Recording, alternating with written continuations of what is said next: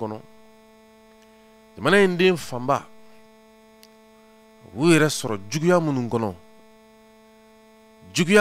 n'u b'u yɛrɛ sɔrɔ a kɔnɔ i b'a ye k'a fɔ an bɛna an da don o la ka sabu kɛ Mali de ye jamana min i b'a ye k'a fɔ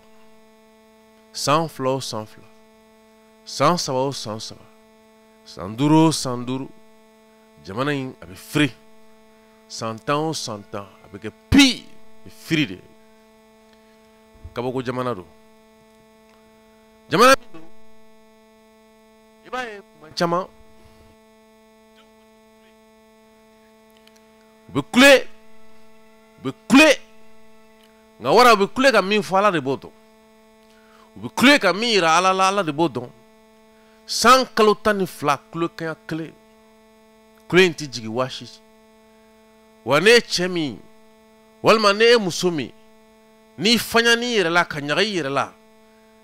ka na hinɛ minɛ n'o ye hinɛ minɛ k'a fɔ k'i b'an b'o dusukasi kɔnɔ k'i b'an b'o kulo kɔnɔ k'i b'an b'o jigi wɔrɔ kɔnɔ k'i b'an b'o jigitigɛ kɔnɔ cɛ u bɛ fɛn yɛrɛ e la diɲɛ kɔnɔ u bɛ fɛn yɛrɛ e la diɲɛ kɔnɔ cɛ i b'a la kale ni ne ye jamana ye jamana min n'a kɔnɔ ko ka ca n'a kɔnɔ kuma ka ca ni sira t'a kɔnɔ ni baara tɛ yen ni kalan tɛ yen kɛnɛya tɛ yen fɛn min bɛ jamana in kɔnɔ san 14 don o don mugu fudo don o don ɲɔgɔn fa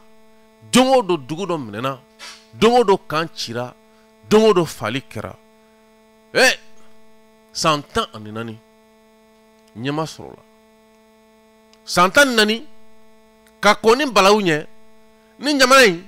waso tun bɛ kɛ ni mun ye ko hɔrɔn jamana don an yɛrɛ tɛ kɔrɔ dɔw la bi u bɛ hɔrɔn in fɔ an tɛ kɔrɔ fo don a la u kɔni b'a fɔ ten ya ko Mamutu Jara maliyɛn kɔni bɛ hɔrɔn in kɔni fɔ b'a fɔ k'a fɔ kɔrɔ ye jumɛn hɔrɔn ko hɔrɔn jamana don an ko naamu u nana fɔ ko danbetigi jamana don an ko naamu ko danbe ok d'accord u tila kana mun fɔ an ɲɛna tugun ko silamɛ jamana don an ko naamu k'an kunbirilen to u kan ko nin bɛɛ don u nana mun fɔ an ɲɛna cɛ ko ni jamana in kɔnɔ yan ko tiɲɛ matarafalen tɛ n ko la ilaha illallah sisan kɔni a kɛra janfa ye nin bɛɛ kɔfɛ tiɲɛ matarafalen tɛ ko nin bɛɛ kɔfɛ ko foyi min ye tiɲɛ ye ko nin ko tɛ yen o la malidenw bi o ye e kumana k'a fɔ maa kelen baara ye walima maa joli baara sa bi wara bolo bɛ nɛgɛ la wara an ka fɛn ɲininenw bilalen b'i bolo kɔrɔ fɛn min bɛ tali kɛ Yakuba Mamutu Jara la o fana bɛ ka fɛnw dɔ fara ɲɔgɔn kan ko k'a bila ko direct don wa d'accord fɛn min bɛ tali kɛ Ibrahim Kulubali la ale kɔni sigilen don sa n t'a dɔn k'a bolola sen 2 kan ale ta ye jumɛn ye sisan ale bɛ ka denkɔrɔ naniya nin waati an bɛ a ɲini Jije Wara fɛ kuma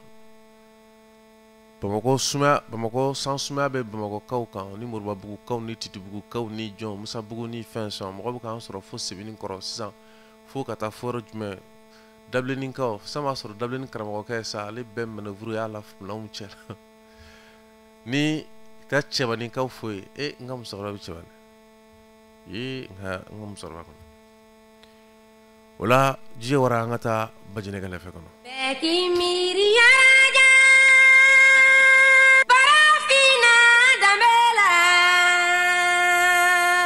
lɛfɛ ye fɛn kɔrɔba ye an fɛ yan Mande fɛn barikaman don sanuyalikɛlan don an fɛ yan Mande an baw bɛ sumankisɛ woloma lɛfɛ de kɔnɔ ka kunkun n'a kisɛw bɔ ɲɔgɔn na ka ɲamaɲamaw lafili ni ka du sigida ani kabila bɛɛ lafa ni suman jɛlen ye suman lasanuyali kɔfɛ kɔrɔ wɛrɛ bɛ lɛfɛ la Mande mun ye maanifiya dilanni ye o de la gale lɛfɛ kun bɛ bila dugutigi bulon dɔw kɔnɔ ka kɛ tilennenya ni jɛlenya taamasiyɛn ye ka jogo ni sɔn bɔ ɲɔgɔn na Joyila Sangala Bajinɛ ka lɛfɛw ba Maminɛ Sanogo ka segere Madame Diko ka cɛrɛ ani Kayi Bajinɛba Lɔbɔ ka furanna ninnu bɛɛ faralen ɲɔgɔn kan an faso Maliba sanuyara. Toujours Sénégal femme ko ba jɛnɛ le fɛn min le fɛ saba yi ye kelen di masi ma kelen de bolo kelen de kuyate bolo n'a y'u kɛrɛmu ka ban sabu di ba maminɛ ma k'o kun fiyɛ sigiri la n'ale tilala n'a y'a di madame Diko ma k'u tɛntɛn ko Jɛnɛba Lobo ka na u kɔ fura n'a kɔ jɛ o furanna kuma k'a k'a di Sénégal femme ma k'an b'u kɛ filen kɔnɔ k'u bugubugu a ɲama a n'a kunkun k'an b'u cɛ yɛrɛ ma an bɛ t'u bila dandan na dugu dan na. Mamadou Diadje Sako, Sa Majesté le Grand Saxe a bɛna honorable Sidiki Kuyate mande sɛgɛ bisimila a ka bilon gafe jamukanw na RFM kumabon cɛsiri kɔnɔ Banikɔ Sangalaba Jɛnɛ ka lɛfɛ la ka kibaruya fɛn fɛn mun bɛ jamana kɔnɔ k'u fɛsɛ k'u sɛnsɛn k'u bugunatigɛ ka tiɲɛ ni nkalon bɔ ɲɔgɔn na ka an faso furan k'a jɛya ka misali jɛlenw di malidenw ma u k'u la baara ni ka ɲamaɲamaw bɔ a la k'o di Sidi Kalifa maaw ma u ka t'u lafili fo Dandugu. Sangalakaw ka Bajɛnɛ min ye lɛfɛ saba d'a ma k'an ka na n'a ye Kulukoro sira la cɛ fara muso ka denmisɛn makɔrɔba ni min ye jugu kolonya k'u ka a tigi da lɛfɛ la ni ɲuman b'a la maaw k'a ta ni juguman b'a la an k'o to tile na yen nɔ tile ko jeni k'o ɲɛjɛ. Sa Majesté le Grand Saxe ani Sidiki Kuyate Sangalaba Jɛnɛ ka lɛfɛ kɔnɔ a fɔ ka jamana in ko k'a jɛ RFM ka fara a cakɛɲɔgɔn rajow kan ni fɛnɛ ye cogoya wɛrɛ ye arajo ko la. Kuma ɲuman di mɔgɔ min na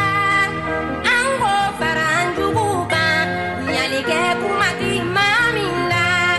olu de bɛ danbe bɔ an na. Bien, an bɛ foli se fɛn bɛ tali kɛ Waraden ni Jije Wara. Waraden ni foli kɔfɛ an bɛ foli bila ka taa se fo Abubakar Kanute ka denbaya la. Abubakar Kanute ni an y'ale wele k'a fɔ ko jinɛ papu ka sabu kɛ funɛngɛni don funɛngɛni min ni Ala kun ye nɛgɛ dɔnniya kalifa la. K'a to wuli ka jɔ ni arajo ko ɲɛta boli kɔnɔ Ala nana ka miniji dɔgɔya a fa kɔrɔ bi so a ba kɔrɔ bi so kɔɲɔmuso u ka filiyaji i b'a ye k'a fɔ o ma mɛn sanfɛ Ala de bɛ se nka i bɛna ye k'a fɔ an b'a ɲini kanubagaw jɛɲɔgɔnw k'a fɔ Abubakar kun bɛ jɔda dɔ la arajo la wa tun bɛ jɔda ba de la arajo la cogo min na a bɛ jɔda ba de la a faso la ten wala baaraɲɔgɔnya kɔnɔna na a ka kan tuma ni tuma an ka hakililajigin kɛ k'a ka bonya yira tuma ni tuma ka hakililajigin kɛ k'a yira k'a fɔ ko fakɔrɔ ani bakɔrɔ ɲɛjɛyɔrɔ tun ye Abubakar ye k'a fɔ o de kama an bɛ sɔn su ani tile k'an cɛsiri ka tila k'a ɲini an baaraɲɔgɔnw fɛ bɛɛ k'i cɛsiri yaasa fakɔrɔ ɲɛ kana i tɛna k'a fɔ jigiyantanya bakɔrɔ ɲɛ kana jigintanya ma firiatɔ n'o y'a taara ka furumuso min to a kɔ o ɲɛ kana jigintanya diɲɛ wara nin bɛɛ doni de ye adamaden ka ɲɛnamaya kɔnɔ a dɔ la doni min ni a tabaga de ye Ala ye ka sabu kɛ se foyi tɛ jɔnni ye o la i b'a ye ko ni arajo baara in senfɛ an ni maaw dɔ kɛra balimaw ye an kɛra sindimaw ye o siratigɛ la su ani tile n'an tɛ kɔɲɔ la an bɛ denkuni la n'an tɛ denkuni la i b'a sɔrɔ fɛn min bɛ wele ko haratana ni dɔw tɛ fɛ ka tɔgɔ mɛn sɔgɔmada kɛnɛ in na an mun sigilen don kɛnɛ kan walima an welelen don k'a fɔ ko dugu dɔ bɛna ci walima ko dugu dɔ cira bantu fɛ walima ko maa dɔ ka du bɛ k'a bolo san joli ko tilegan diri fɛ ko dɔ bɛ taa sɛbɛn dɔ bɔ kan n'u ka du ci walima ko dɔ welela ka taa fanga la denbayatigi dɔ walima ko wolomuso dɔ ko i b'a ye k'a fɔ tuma min na a bɛ tin kɔnɔ Ala n'o ye wolotin ye tuma min na a b'o kɔnɔ k'a to dɔgɔtɔrɔso la a bɛ kibaruya sɔrɔ ka bɔ a denw yɔrɔ walima ka bɔ a furucɛ yɔrɔ ko karisa ko mobili bɛna don an ka du la dɛ ko an ka du di ko anw tɔgɔ de ko Tabakɔrɔkaw ko o ma kɛ foyi fɛ ko parce que k'anw kɛra Tabakɔrɔkaw ye bi an bɛna an da don Tabakɔrɔko kuma na bi an bɛna an da don Konebugu kuma na ngolo jara ka kuma amina dofo la ka dofo jara ka kuma na no adama ben jara di ben le cerveau amina dofo la chamina dofo jamana en politique ko kuma la jamana en na to ko Mali ma kan asiran jamana min kunye santan nani kelebe jamana min kono santan nani o kelebe jamana kono ayelen do ko jamana deum deselen ko ben fola kolu deselen do ka ben kola kolu deselen do ka kunklinata itiki ala ye cheni mi ka ke no e shubi bo cheni mi ka ke no e dugube wuli cheni mi ka ke no e kuma do la kaombe fudun iba ye ka fɔ ko jamana den fanba sigilen do ka fɔ ko a bɛ kɛ cogo di maliden digilen do la ba ne kima ne kɛra maa sa ko e bɛna fɔ ko ti jɛnɛ ni ye a bɛ ja cɛni ngala la ne sikɛ mali kɔrɔ ne cɛnama tɔgɔ ni kuma ninnu fɔ a bɛ kɛ mun ɲɛna kosɛbɛ ko bɛ sen na min Ibrahim Kulibali wala fo ka kuma la an ka to k'an kuma dɔn na o la fɛn bɛ tali kɛ sa Jume Sidibe iriba kɔrɔ mɔgɔ do kaba daminɛ ma cɛsirilen etuma ale ka madamu o y'an sɔn denmuso la kari nata etuma ko den tɔgɔ bɛna don a tulo la an b'a ɲini ala fɛ ala k'a kɛ den barikama ye k'a kɛ den sinsinni ye k'a kɛ den kunnandi ye k'a kɛ den garijɛgɛma ye bana ala ko n'a cɛ janya kuma lamoshi ko di fa ni ba ma a ladon cogo ɲuman ala ko o nafa mana ka kuma ko nɔgɔyaw ye kari nata darabugu an nata kuma zameduna nin bɛɛ kelen kɔfɛ sa ko ko kɛ saraka ye k'o minɛ kuma denmuso ma n'an bɔra an bɛ taa Fɔnbabugu o kari kelen walima o kari kelen an bɛ Fɔnbabugu tugun cɛni wuli ka jɔ da ye dɛ amidu ni ala tɛ maa bɛ se nin donni kɔrɔ an bɛ bɔ Dabilabugu kan kunda Fɔnbabugu kan Fɔnbabugu an ba n'o ye an ba Aminata ye ale ye an ba Aminata Danbɛlɛ Madame Jara kuma ni an ba min ni ale cɛsirila kabi wagati jumɛn yiriba kɔrɔ su tɛ yen tile tɛ yen an bɔra kɔsani na n'o ye février kalo tile 15 2015 an bɛ kɛ ten ni yɛrɛ fɛn ma kɛ ɲinan de an bɛ a kɛra salon de kow cayara sɛgɛn bɛ jamana kɔnɔ n'a fɔra ko n'a sɔrɔ an yɛrɛ ka ɲuman kun t'an bolo san b'a sɔrɔ an bɛ tɔrɔkɔ la ala maa minnu bɛ ka kɛ nin ko ninnu sababu ye baaraɲɔgɔnya sira ni dɛmɛɲɔgɔnya sira ni kanuɲɔgɔnya sira fɛ ala walahi n dusukun jɛlen ne ma ni jurumutɔ n ye n ka jɔnya yiri la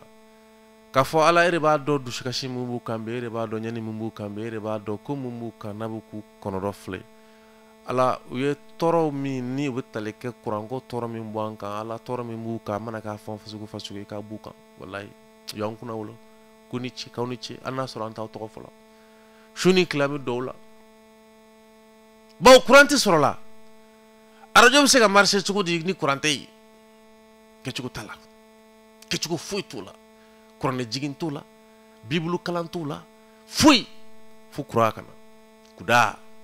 yume kɔni o la an ba Aminata denkɛ ale ka furu walima i bɛna ye k'a fɔ ale ka muso ta walima muso taara kaban muso taara kaban Amidu dimanche b'a yira ko muso taara kaban o muso bɛna taa dimanche de muso taara kaban dimanche kɔni ye dɔrɔn ka taa mɔgɔw la seereya ko la an ka fara ɲɔgɔn kan ka nisɔndiya kuma kala k'a kɛ nisɔndiya furu ye k'a kɛ kunnawolo furu ye k'a kɛ sima fila ka furu ye ka barika don furu ɲɔgɔnmaw la ka barika don furu la kuma k'a kɛ dususuma k'a k'o furu ye furumuso k'o garisɛgɛ bonya furucɛ k'o garisɛgɛ bonya furumuso k'o sɔn sabali la furucɛ k'a fɛnɛ sɔn sabali la koyi nka min ka bonya o bɛɛ kɔfɛ k'a sɔn garisɛgɛ ɲuman na awɔ kɛ furumuso ɲuman sɔrɔ yɛrɛ fɛnɛ garisɛgɛ n'a fɔra ko ka cɛw sɔn garisɛgɛ la u b'a mun ɲɛda la u ka garisɛgɛ ma kɛ foyi ye wari quoi ala furumuso ɲuman sɔrɔ ye garisɛgɛ belebele a m'o f'i ye dɛ n'a fɔra ko ka maliyɛn sɔn garisɛgɛ la dɔrɔn suta cɛma aba moanya na ni ngania kele wuri de laza he anga wargo fo ma sama dore fo te ni warti bolo jamana ngono ko bi fa hinew jamana ute kwa awoge jamana nunu malla benti egala je jine je wara jugo munu me wole ko Espagne egala janga jamana ndume uke kwa jika Allah Allah ni sera kwa jima jamana na kaye ko wolo muso do démission ki keninka ko muna ko bawo ko faso kono ko jigia bana ko bawo ko faso kono ko hine bana ko bawo ko faso kono ko barate ko bawo faso kono ko ali barata to yi kume o ngorta ali barata to bi se ka bolo yi washila anga jamana no jamana de kwa ni e mami ki yamba ma kelengelenu e ba soro le sababu nyuma soro wo ko sababu nyuma a sababu e kokana de farajela note ni a fɛn ka bolo ba ko soro bi so a famba beso so c'est-à-dire que so blé ni munu te foroba cha kono ka fantan dire ko lu tamine i ba soro lu jamana fa do la lu sigile do ka fantan ta dire dron u ka to ke ka so baw josa ka mulu bawsa nu borasa dugutugu na almam mu kla do ku ye tu dugutugu mi nga baraw ye kono tu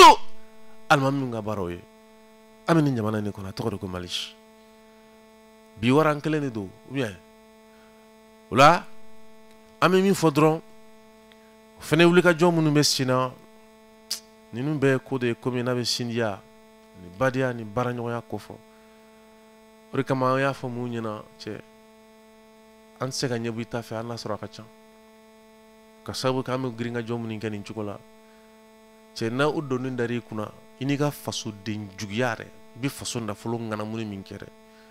it saw msaga ko retese de minti e o tese ori kama ngo angaso anu munu ye kungle na kelenye chanu lu ka mbulu de nyogo maka bara nge sino faso den jugu tse ki joro fle ni ko la tese ni tise ni ngoro wala ka bajene ka le fe jansa ferete kele bi so wadana mo be bajene ka le fe ka jansa de amira otaka to ko do a no tro ka kuma do la nga che bato i panowo i groupe wo che groupe ira entretien est ce que ni ma fama ka si a fama na ka kuma fora groupe entretien ko kuma adunga no groupe entretien ka ni tizo mana no ko mare no groupe ni tizo chiki chaka mare no mo go be mina tro ku bulu ko dambe kono chuane clé groupe nyuma 25 caviar de do avec 2 caviar de réserve wasote amega baraka no de kuma wori parce que do ba fo ala be ka wasuna ni mi wasula ndinyeti la ala kama ntoy ola bi aminata dondoni amita dondoni ola amina kibara bafla da mu kloka baraka chuko kurala baraka chuko kurabe teleke mina oye cheka fsa en flenie ni kene min kan na ya wole ka foko bajene ka lefe ayira ko malden chama ne bi yere yakono o amanya min ko sa la me jakulu ko ferani dabalika tike ko ya sa bajene ka lefe ka kokoro do la me jakulu fe la me jakulu sebe maw la me jakulu mun nunu dusuku manga barenka wala ko ka pampara no e quartier carte de soutien no émission bajene carte de soutien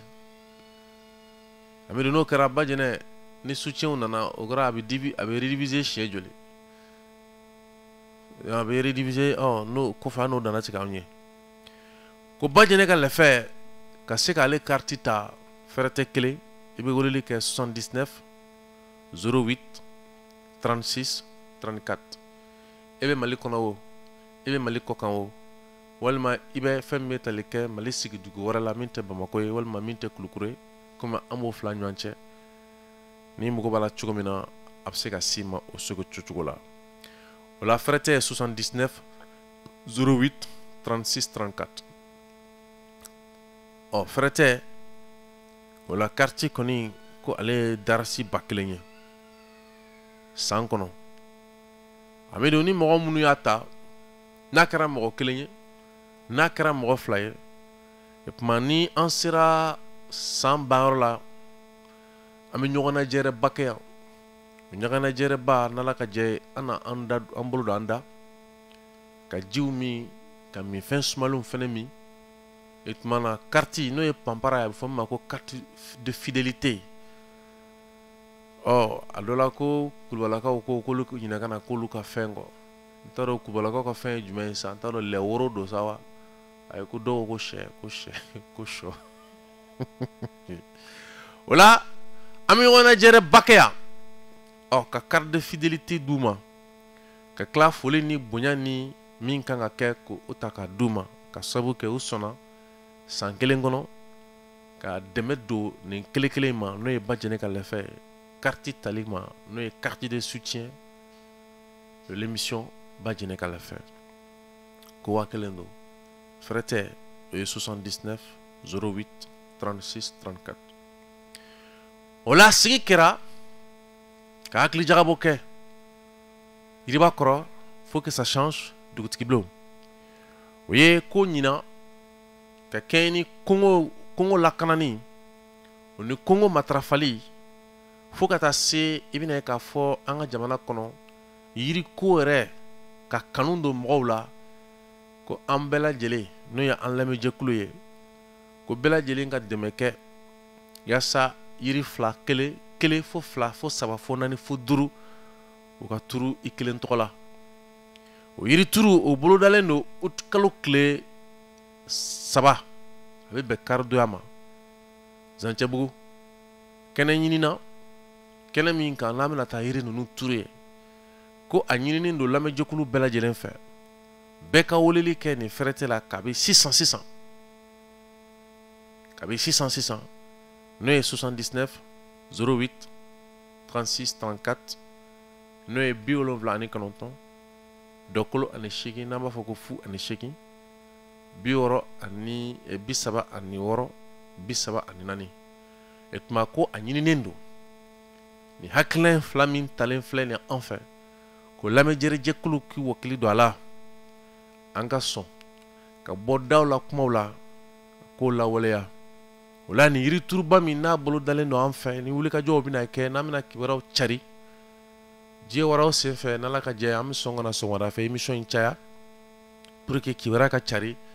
yiri caman ka sɔrɔ musaka caman ka sɔrɔ yiriw ka turu a turu cogo la utikalo yɛrɛ daminɛ na ji caman ka k'a kan pour que a sɔnni san tɔ kɔnɔ olu ka nɔgɔya e tuma ni san fɛnɛ furula ka taa se wagati dɔ la ɲɛ ka taa da o yiri ni o baara kelenw kan o fɛnɛ na k'a dama kibaruya a n'a dama wulikajɔ ye jɛnsɛnda minnu b'an bolo a kun y'an ka se k'a tɔnɔ de bɔ a tɔnɔ bɛ bɔ ni cogo jumɛn ye o ye an yɛrɛ bɛ se k'a miiri ko an bɛ se ka jɔda min fa jamana ko la o jɔda an yɛrɛ ka bɔ ɲɔgɔn kalama kibaruya ka se an ni ɲɔgɔn cɛ o kibaruya nɔ kan masa min ala ye diɲɛ wara an ka se ka nin ko ninnu kɛ ka faso nafa ka an yɛrɛ nafa ka hakilinaw kolokolo hakilina minnu ni a dɔ la an t'a kalama an ni ɲɔgɔn cɛ ka kibaruyaw di an yɛrɛ dama ma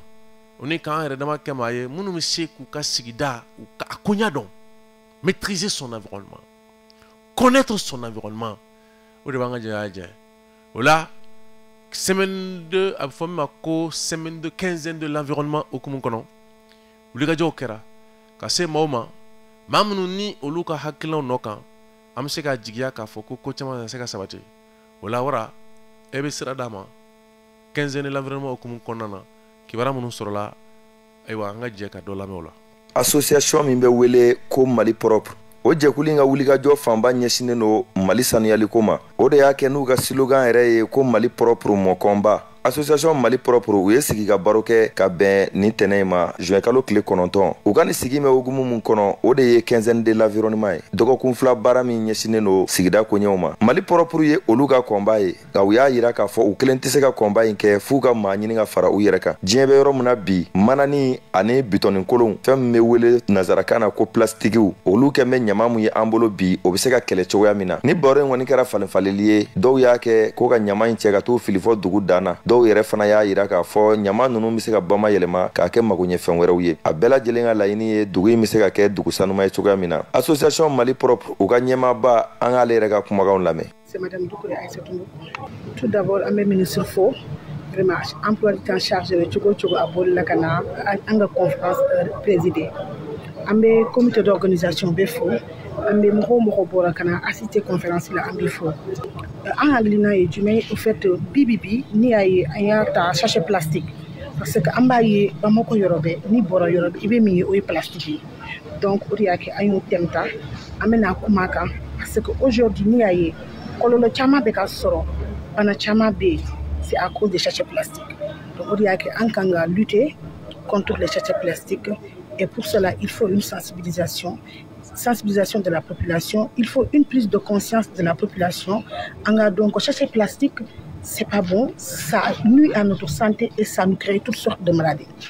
Bibi, Malikoro pour mon combat d'abord, amène la sensibilisation, amène aussi comment plastique en même temps, amène ira ko plastique, amène c'est qu'à recycler. Abisera ke ko chama abisera ke fen chama e ka bayele ma ka ke fen chama e donc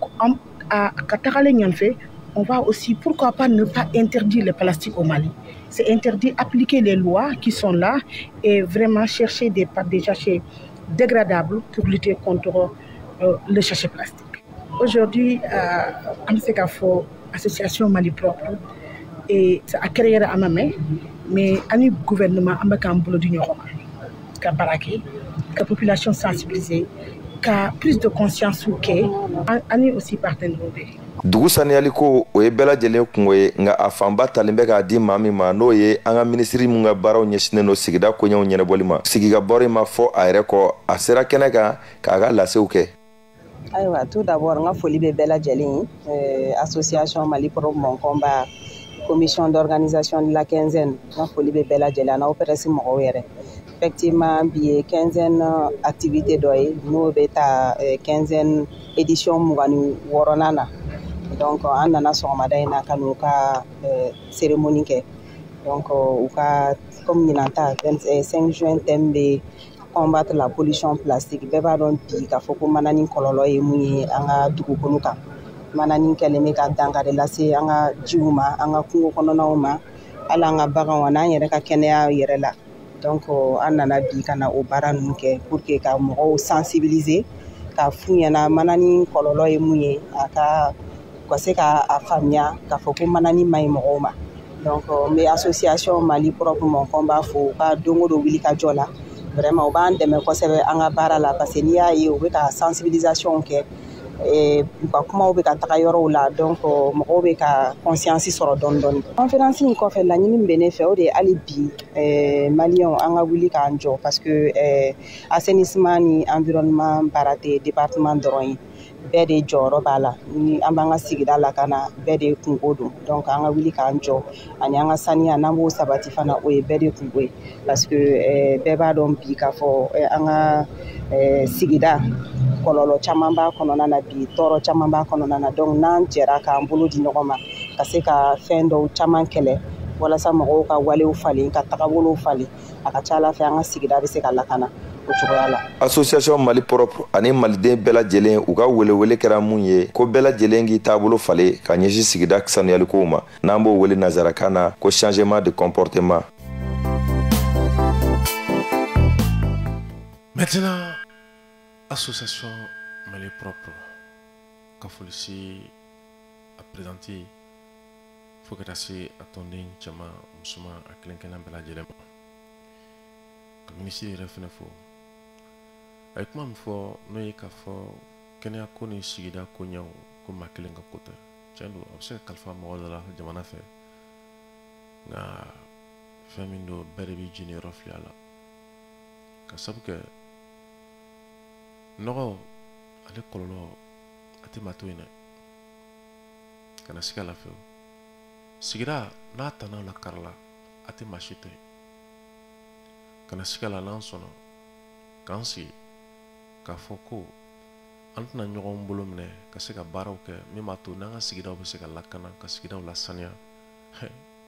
a tɛ fɔ an si kɔ o la maa minnu bɛ sɔn ka hakilina ɲumanw ta ka fara ɲɔgɔn kan ko bɛna sariyaw minnu bɛ ta ko yaasa jamanadenw bɛ se ka lakana cogo min na ka bɔ ko tɔɔrɔ ma ko minnu ni an b'a k'an ka sigi kɔnɔ n'o ye dɔ ye ka mana ta ka fili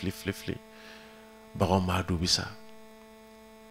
ji b'a ta ka taa kɛ k'an ka jiboli siraw gere sɛnɛkɛyɔrɔw olu bɛ ka tiɲɛ n'a ye bawo minɛn minnu don n'a donna dugu la a bɛ se ka san caman de kɛ ka taa sɔrɔ a ma tiɲɛ ni maaw dɔ sɔnna k'a fɔ ko an b'a laɲini yaasa an bɛ ka mana kɛ ka baara minnu kɛ fɛn wɛrɛ ka sɔrɔ k'olu baaraw kɛ min tɛ mana ye walima manaw ka dilan minnu ni olu bɛ se ka tiɲɛ dugukolo fɛ a bɛ se ka tiɲɛ tile fɛ teliya la k'o hakilinaw ta k'olu sinsin k'olu don ba la a ka kan bolo ka don olu fɛnɛ kɔrɔ o siratigɛ la arajo yɛrɛ fɛn min na lamɛnjɛkulu bɛɛ lajɛlen ka kanu n'u ka dɛmɛ b'u yɔrɔ o la n'an bɔra yen an bɛ taa fɛn bɛ tali kɛ tabakɔrɔ nin samiya in na a ma kɛ seliɲɛkɔla yɛrɛ fɛnɛ na dɛ seliɲɛkɔla yɛrɛ fɛnɛ na koyi nin finteninba in na nin kurantigɛ koba in bɛɛ bɛ sen na maaw sɔnna a dɔw la ka taa aventure la fɛn bɛ tali kɛ ji kɔgɔma ji min n'a woyo n'a fɛnsɛn ni maa tɛ se ka dan fɔ a la a dɔ la kɔni ka sɔn k'o tigɛ nɔngɔn na an ka fɔ ten ka sɔn ka saya cɛman ani saya musoman k'o foroki a dɔ la ka taa jigiya ɲini jigiya ye jumɛn ye ka taa fanga ɲini fanga ye jumɛn ye ka taa sababu ɲini a bɛ se ka kɛ nafolo ye a bɛ se ka kɛ dɔnniya ye ka n'i fa jamana kɔnɔ o la i fa jamana sigi a tɛ se ka kɛ f'i ka sigi yɔrɔ dɔ la ka na dugukolo ɲini dugukolo min i m'a ɲini jinɛ bolo i m'a ɲini wɔkulɔ bolo koyi wa i m'a ɲini zon yɛrɛ fɛnɛ bolo wa i m'a ɲini kalabanci bolo dɛ ka na o dugukolo ɲini a ɲini yɔrɔ la jamana a ka lasigidenw fɛ jamana faamaw fɛ o dɔ la préfet sous-préfet maire gouverneur ministère so kɔnɔ ka n'o so jɔ timinandiya dan na ka n'o so jɔ ɲani kɔnɔ a dɔ la maaw don minnu y'an ka jamana kɔnɔ foreba cakɛlaw ye minnu ka sɔrɔ ka dɔgɔ a dɔ bɛ se ka kɛ hali marifa tigilamɔgɔ ye a dɔ bɛ se ka kɛ kɛnɛ tigilamɔgɔ ye a dɔ bɛ se ka kɛ kalanfaw ye a dɔ bɛ se ka kɛ maa minnu sɔnna ka taa nafolo ɲini damandigɛn kɔnɔ ala damandigɛn nafolo ɲinibaga danfara jumɛn b'o ni su cɛ n'a bɔra don ka bɔ la danfara jumɛn bɛ damasela ni su de cɛ de ora danfara b'u cɛ dama ni su damankɔrɔla ni kaburu an ka fɔ ten sa bon danfara bɛ damasena ni su cɛ sa mais damankɔrɔla ni kaburu danfara ye jumɛn fana kɛra yeleni fitinin min bɛ don damanbɔla kan walima damanbɔla walima damandigɛn ka bon ni kaburu digɛn y'a ka dun n'a ye o dama ye furuko joli kɛ musow kan muso kɔnɔma dama firila muso kɔnɔmaw ka mali la dama firila wolomuso dɔ denkɛni kelen ala damanko nata kama n'o ye jigiya ɲinini kama maaw dɔw denmuso tununu la u ma taa Espagne u ma taa Malte u ma taa France u ma taa Amérique u taara damandigɛn na o damandigɛn fɛnɛ kɔnɔ u taara mun sɔrɔ ɲɛ ye janfa juguya asidiya jigiban ni jugu wɛrɛw dama firila ala su cayara dama firila dama min firi dɔ fɛnɛ bi don u bɛ dɔɔnin sɔrɔ ala y'o kisi o nana a bolo lamaga k'o taara so san yɔrɔ jumɛn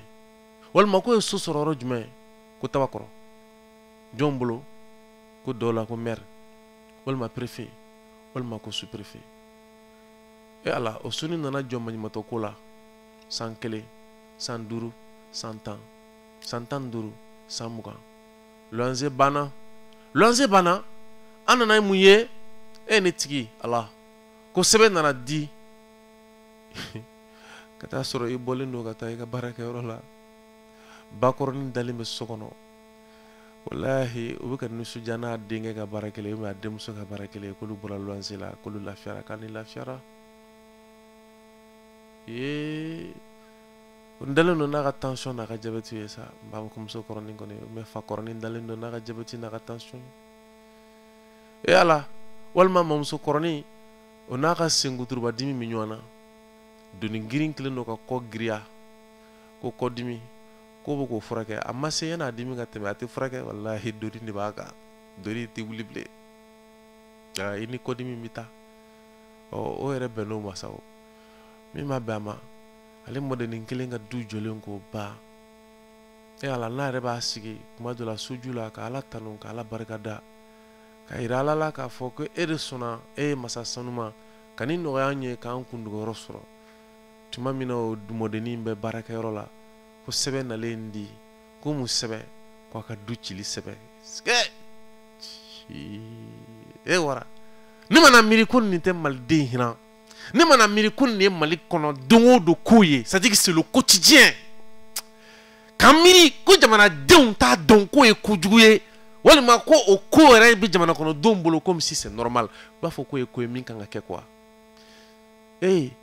a dɔw bɛ se ka kɛ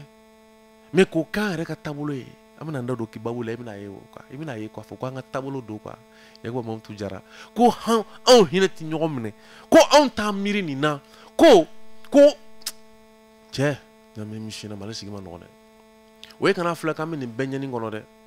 wara an ko k'u ka ba jɛnɛ ka lɛfɛ jansa de tabakɔrɔkaw kulo t'an na de yɔrɔ dɛ u kulo b'an na d'accord tabakɔrɔ dɔrɔn tɛ nin gɛlɛya kɔnɔ jamana caman caman bɛ nin gɛlɛya kɔrɔ pour que i k'a dɔn k'a fɔ k'an hinɛ tɛ ɲɔgɔn na jansa nana fɔlɔ i ye jansa de mɛn nin kuma in na n bɛ ka nin kɛ pour que i k'a faamu de ye ko an bɛ cogo min na quoi ko in tɛ ala nɔ ye quoi an yɛrɛ de b'a dɔn an bɛ min kɔnɔ m'a faamu sinon maa si m'an bila k'an ka nin babu ta bi an ye nin babu ta de pour que hakili ka jɔ an ka jamana gɛlɛyaw kan n'an bɛ fɛ an ka taa an yɛrɛ kan k'a dɔn mun de kama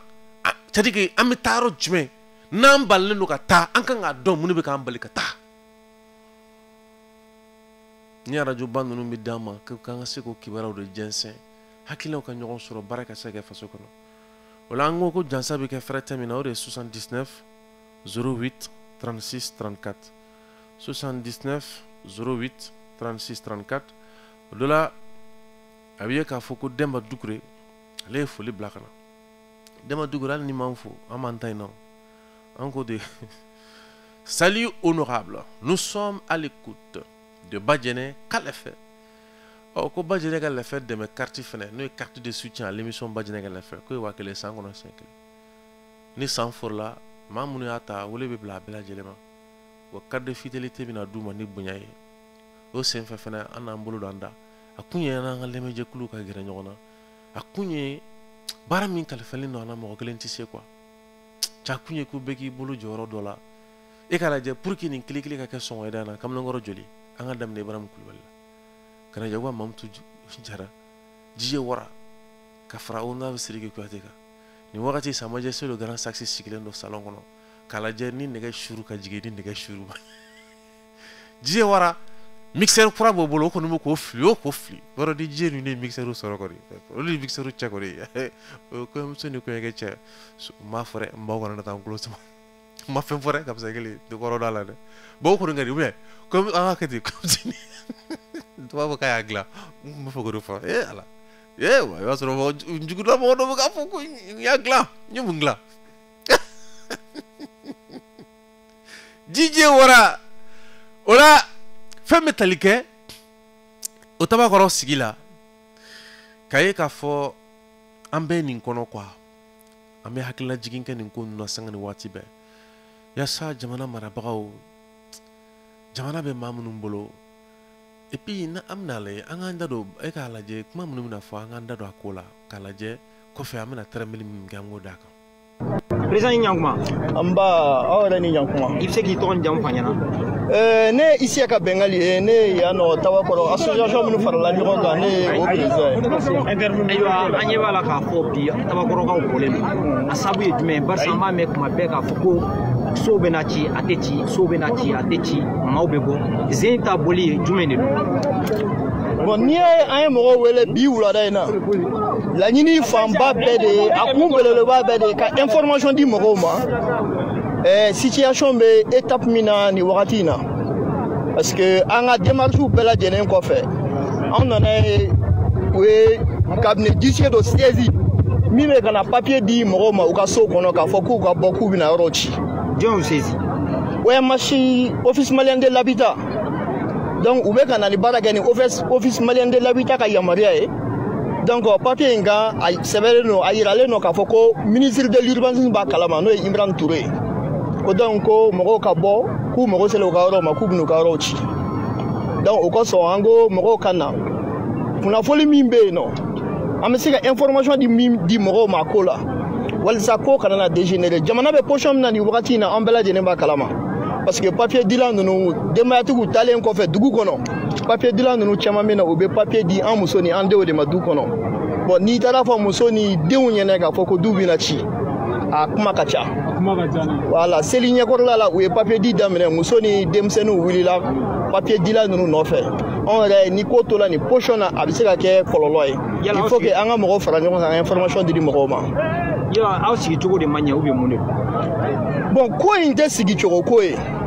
ni encore me do a détail bela jene la anteklabi mais quoi in te sigi cogo ko ye nguna ma fo sigi cogo ko te depuis wakati jan ni en 2013 wakati nunu na ame démarche la autorité on est de tala ou non fait parce qu'il a fallu ko décret fla de tala ka yan site déclaré ko ka d'utilité publique au décret folo tala 2009 konnana o kumbe bo segu goudron na kanabla haute tension na zone nani ama fa yoro mako député bugu yoro décret flanan tala nu o décret d'extension ka walanga ta kata fo hectare bakeleni akunga fena dans reto la tugoni donc o dunya soro yani o che autorité administrative minu me kalaban aleni minu be kati préfecture bala sous préfecture bala ka fara kalaban korokan ulu kun yɔrɔ dɔ morcele k'a feere o bɛɛ lajɛlen kɔfɛ titiritigi minnu bɛ yan nɔ titiritigi dɔw fana tun y'u ka yɔrɔ feere donc ninnu y'a yira k'a fɔ ko autorité minnu ye yɔrɔ morcele k'a feere k'a fɔ ko olu de tun man ka yɔrɔ morcele k'a feere ko u ye baara min kɛ ko baara lankolon de don donc o de kosɔn anw yɛrɛ wulila ka se u ma k'a fɔ komi a b'o position na an kana jotigi ɲini nin ko in na an kana jalakitigi ɲini nin ko in na an ka essayer k'a lajɛ. Voilà.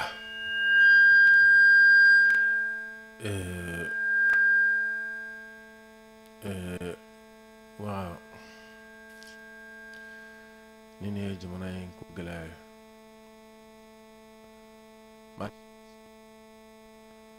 maa si tɛ yen k'i b'a ye k'a fɔ ko ale taara sigi a yɛrɛ de ye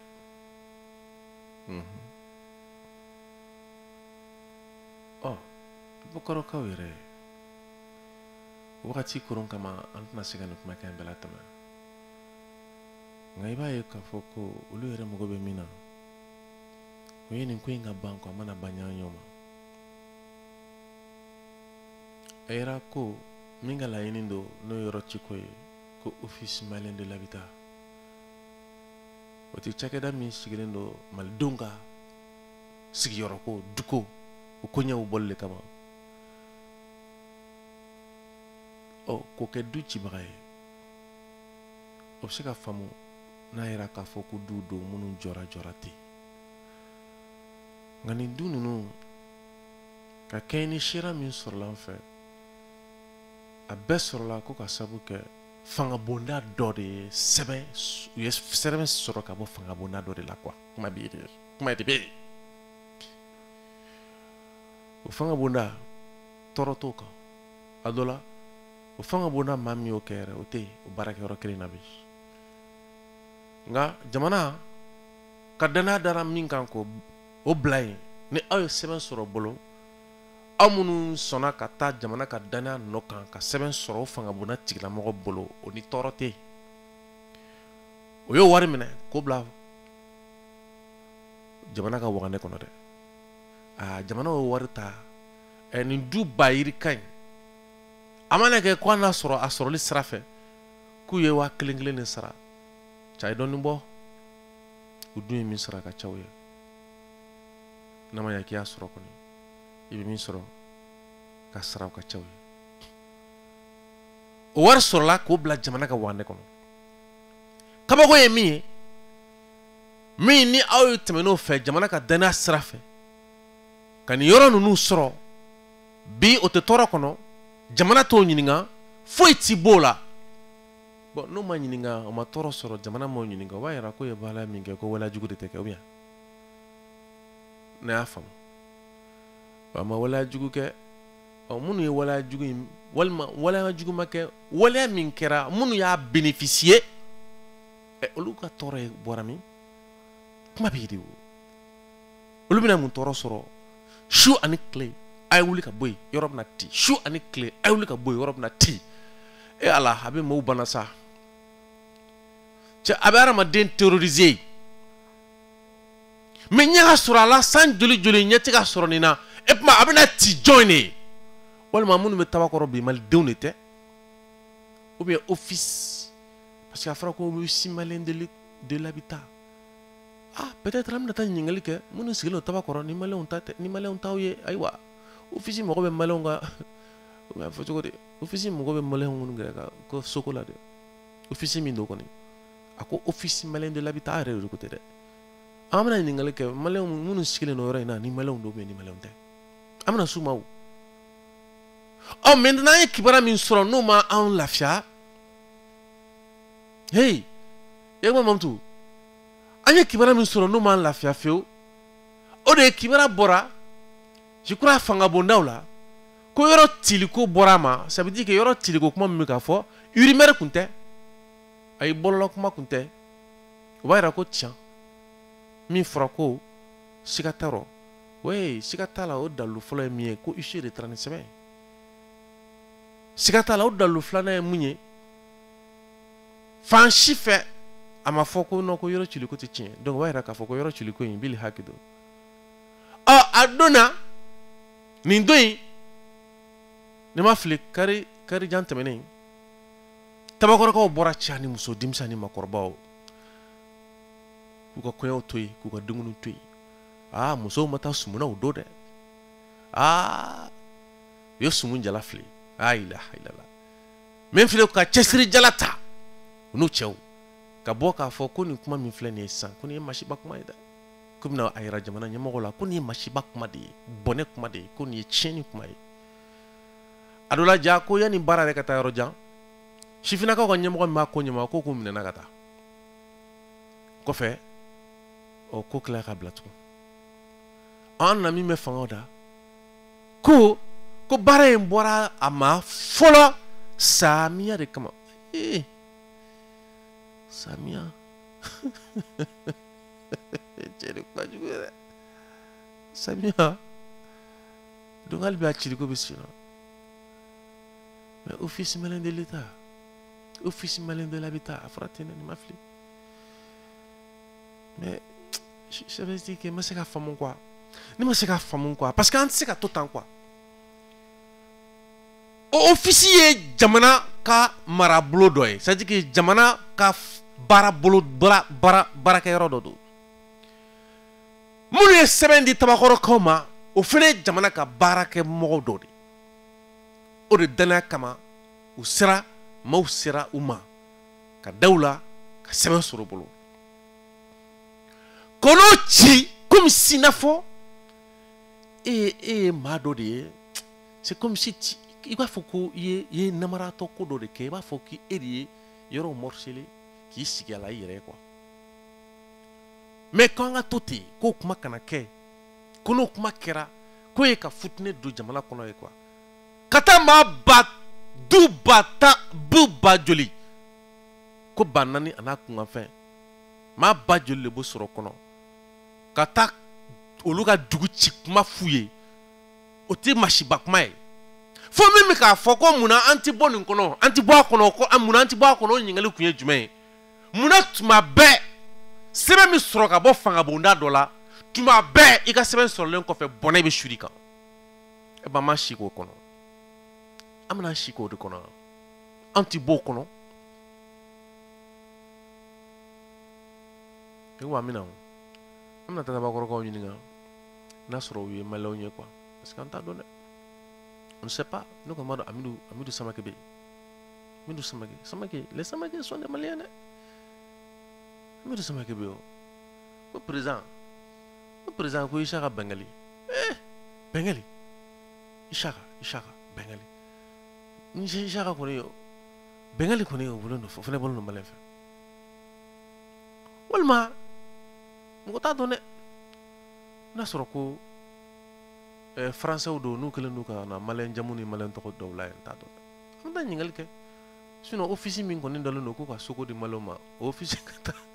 parce que contradiction dɔ bɛ yen quoi an bɛna ɲɛfɔ ɲɔgɔn na don dɔ nataw la waati ka surun an ka taa n'an taara e ko an bɛ taa Konebugu de o filɛ nin ye commune de la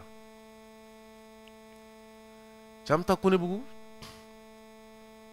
commune de la koyi commune de la n dabali bannen do o Konebugu i b'a kalama ko dugukolo in kɔ ka yan parce que Mali baara problème kɛra min ye i b'a sɔrɔ fanga bondaw yɛrɛ mɔgɔ tɛ ɲɛdɔn baara kɛcogo la quoi wallahi ne kana jigin Mali kɔnɔ yan i bɛ taa ministre couture de sigilen sɔrɔ a ka bureau kɔnɔ walima i bɛ taa c'est à dire que Mali kɔnɔ i bɛ taa mɔgɔ sigilen sɔrɔ a ka bureau kɔnɔ quoi i b'a sɔrɔ a tɛ foyi kalama port o de ka ca jamana in taama di dɛ n b'o f'i ɲɛna dɛ wa jɔyɔrɔ fɛnɛ kama fɛnɛ o ni wari ɲini nege a dɔw bɛ fɛn kalama dɛ u b'u kalamanciya parce que ni wari ma sɔrɔ min na o t'o kalama quoi ni wari tɛ min na an t'o kalama o fɛnɛ bɛ yen dɛ o dɔw bɛ yen tiɲɛ na o bɛ yen donc u bɛ mun de kɛ i ka sɛbɛn ayi maa b'o sɔrɔ diɲɛ maa b'a ka sɛbɛn sɔrɔ diɲɛ kɔnɔ nka e ta tɛ sɔrɔ dɛ parce que e ma fɛn di o siratigɛ la an bɛ mun jateminɛ an y'a ye k'a fɔ kunna sini an kɔrɔ Amidou Konebugu tellement que u ni dalen do u ka dugu sira bɔli kan n'o y'u ka quartier Konebugu a filɛ nin ye ni mɔgɔ min bɛ UNPP fan dɔn walima ni mɔgɔ min bɛ yɔrɔ min n'an b'a wele k'a fɔ ko t'a dɔn ko fan jumɛn Itema walima Itema kɔrɔ komi ɲɔgɔn caman dɔ la non Soterko bɛ yɔrɔ wɛrɛ ka bɛ Konebugu donc pratiquement ale bɛ yen de Amidou ni quartier min ni a sɛbɛn de b'a la quartier caman bɛ Bamakɔ yan nɔ sɛbɛn t'a la dɛ dugutigilakaw sɔnna k'u ka quartier sɛbɛn ɲini sɛbɛn sɔrɔla san caman dugutigi sɛbɛn de b'a la quartier caman bɛ yen Bamakɔ yan bɛ dugutigi sɛbɛn tɛ a quartier tigilamɔgɔ la dɛ bɔnɛ bɛna kɛ mun ye o de ye yɔrɔ in sisan ko fɛɛrɛ ka kɛ a sira de ka bɔ yaasa kɛnɛyaso lakanaso mairie sigiyɔrɔ parce que mairie tɛ nin yɔrɔ la sugu yɛrɛ jɔlen sigi tɛ yen ɔkɔlisow kɛrɛfɛ tɛ min bɛ dugutigiya la bi i b'a ye k'a fɔ ko olu facɛ dalen do n k'o yɔrɔ to yen fɔlɔ o n'a donna kuma ye misiri ko an bɛna an da don o la o misiri fɛnɛ jɔra cogo min na quoi n bɛ fɛ ka f'i ɲɛna dɔrɔn komi wagati koronna dugutigi lakaw ye baara min kɛ fo ka taa se dugutigi min bɛ yen bi a ye baara min kɛ a ye cɛsiri min kɛ yaasa ni dugu in ka kɛ dugu ye dugu min ni ɲɛ bɛ fa la commune maire dɔ n'o ye Bugadali ye ale de tun ye architecte ta les architectes k'a fɔ u ka sigi cogo labɛn ni dugu kɔnɔ sigi cogo min ni diɲɛ bɛ se k'a ye ka ɲɛbɔ a fɛ ni quartier tɔ bɛ ɲɛbɔ a fɛ quoi o ko nana fɔlɔfɔlɔ k'o da mairie kɔnɔ délégation de bɛ yen sisan mais ni délégation nali cɛ minnu tun bɛ yen olu ye baara kɛ fo ka na se ko yɔrɔ tili n'o ye sira bɔli ye k'a musaka k'a bɛ bɛn $5 ma nin ye jamana ka ko de ye dɛ mais dugu yɛrɛ sɔnna k'a fɔ k'u b'u kun don a kɔrɔ tellement que u mago bɛ ka sara ye amido amina muni o ko fene blala inte délégation nana ama jigiya ka fɔ olu bɛna se ka jigiya dɔ sɔrɔ nin ko in na ka nin ko in ban teliya la mais kuna sini yan kɔrɔ maa minnu ni olu wulilen don k'u bɛna sira bɔ kɔw fɛ n'o ye ka kɔ dawolo labila olu sera Kunebugu jateminɛ na yɔrɔ minnu kan ka se ka ci yaasa sira ka sɔrɔ kɔbolo da fɛ o yɔrɔ cili i b'a ye k'a fɔ ko yɔrɔ cili o kɛbagaw sira ye ka taa yɔrɔ yira yɔrɔ minnu kan ka ci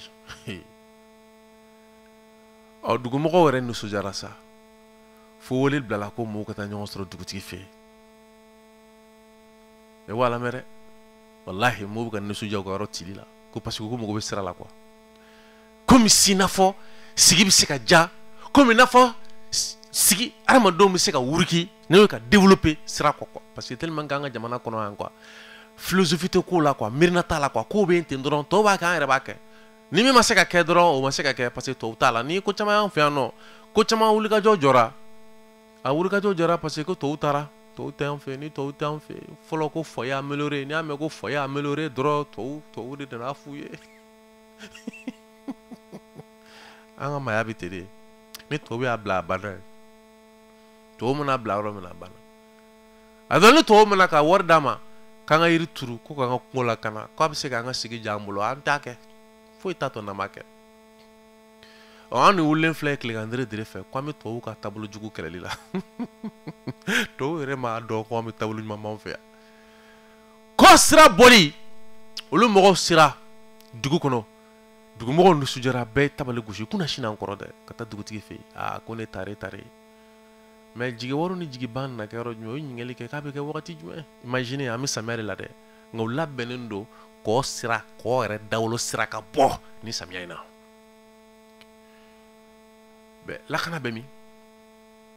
saniya bɛ min hakilisigi bɛ min jamanadenw walima sigida mɔgɔw bɛ hinɛ min ɲini jamana faamaw bolo jamana marabagaw bolo ka kɛ ni mɛriw préfet gouverneur a sira bɛ min c'est-à-dire que a jigiya bɛ min quoi parce que ɲininkali kɛra k'a bɛna kɛ wagati jumɛn k'a wagati ma fɔ fɔlɔ a wagati dɔnnen tɛ fɔlɔ dɛ parce que wariko bɛ se ka kɛ ko dɔ la bi Kunebugu ni ko ko mɔgɔ k'a wari bɔ o b'a wari bɔ parce que kɔ yɛrɛ dawolo y'a dama sira de ye pour que mɔgɔw de ka se ka don u ka so kɔnɔ lafiya la mais n'a fɔra k'e ka yɔrɔ bɛ kɔ masurunya yɔrɔ la tellement que sira bɔlen tɛ ko f'i ka taa dugu bɛɛ munumunu fɔlɔ ka na don i ka so kɔnɔ yawa maaw to a soko mana so la a kɛra baara ye dɛ kɔ dɔrɔn sira bɔli mɔgɔw nisɔndiyara ka taa dugutigi fɛ yen u pereselen don a ka kɛ o don o don Kunebugu sira bɔliko kuma a b'an da ala i ye maliden kunkanmɛ a la maliden ta ye min ye partout ka ci partout ka jɔ partout kana ci partout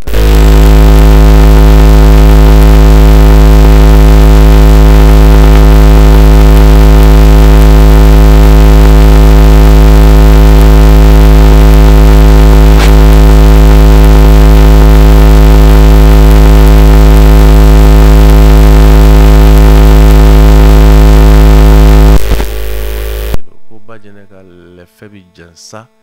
numéro mina est 79 08 36 34 mon kan suit direct là abe kuloba la de abe tout le monde amugo be bega de mele la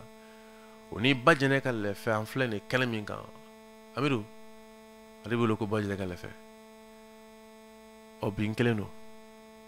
fe metale ga musa temili ale kungana nga bina fo afene bolo ko la cara sibi o fene sen fere kelen no an kelen no go chako bla ko fe flo o be kayba jabate kono bi o tagale nya fe ki wala na di muma o la badje neka le fe no e carte de soutien o bita fere termina o 79 08 36 34 o la mi fo mo dron o de ka fo ni ndugu kono bi o mo go be dron ko sra de ka boko o wati mina dugutigi kalama dugutigi ba nina wagati mina ko dɔnbagaw u bɛ ko kɔnɔ baaraw kɛra sira bɔlen nafa ye mun ye kɛnɛyaso n'a sɔrɔ kalanso n'a sɔrɔ sugu n'a sɔrɔ lakanaso n'a sɔrɔ sigiyɔrɔ minnu ni m'u kelen don ka taa u sigi badaw ni kɔdawolo la o bɛɛ bɛ bɔ yen ji n'a tɛmɛ a tɛmɛ cogo la amidu baara bɛ filɛ nin ye dɛ o de dɛsɛlen don ka kɛ quoi mais minnu sigilen don ni n'o ye tabakɔrɔkaw ye n'olu tɛ fɛ ka ciliko kuma mɛn u tulo la quoi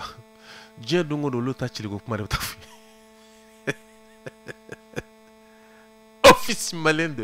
office malien de l'habitat subhanallah maliko yɛrɛ kɛra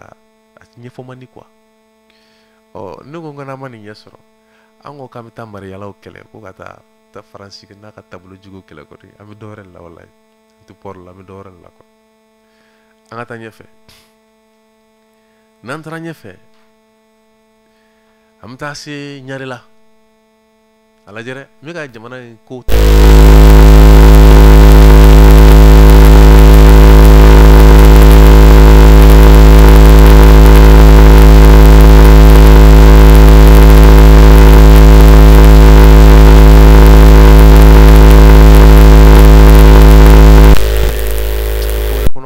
min tɛ kunnafoni dili baara ye an ka cɛkɔrɔba Ngolo Tarawele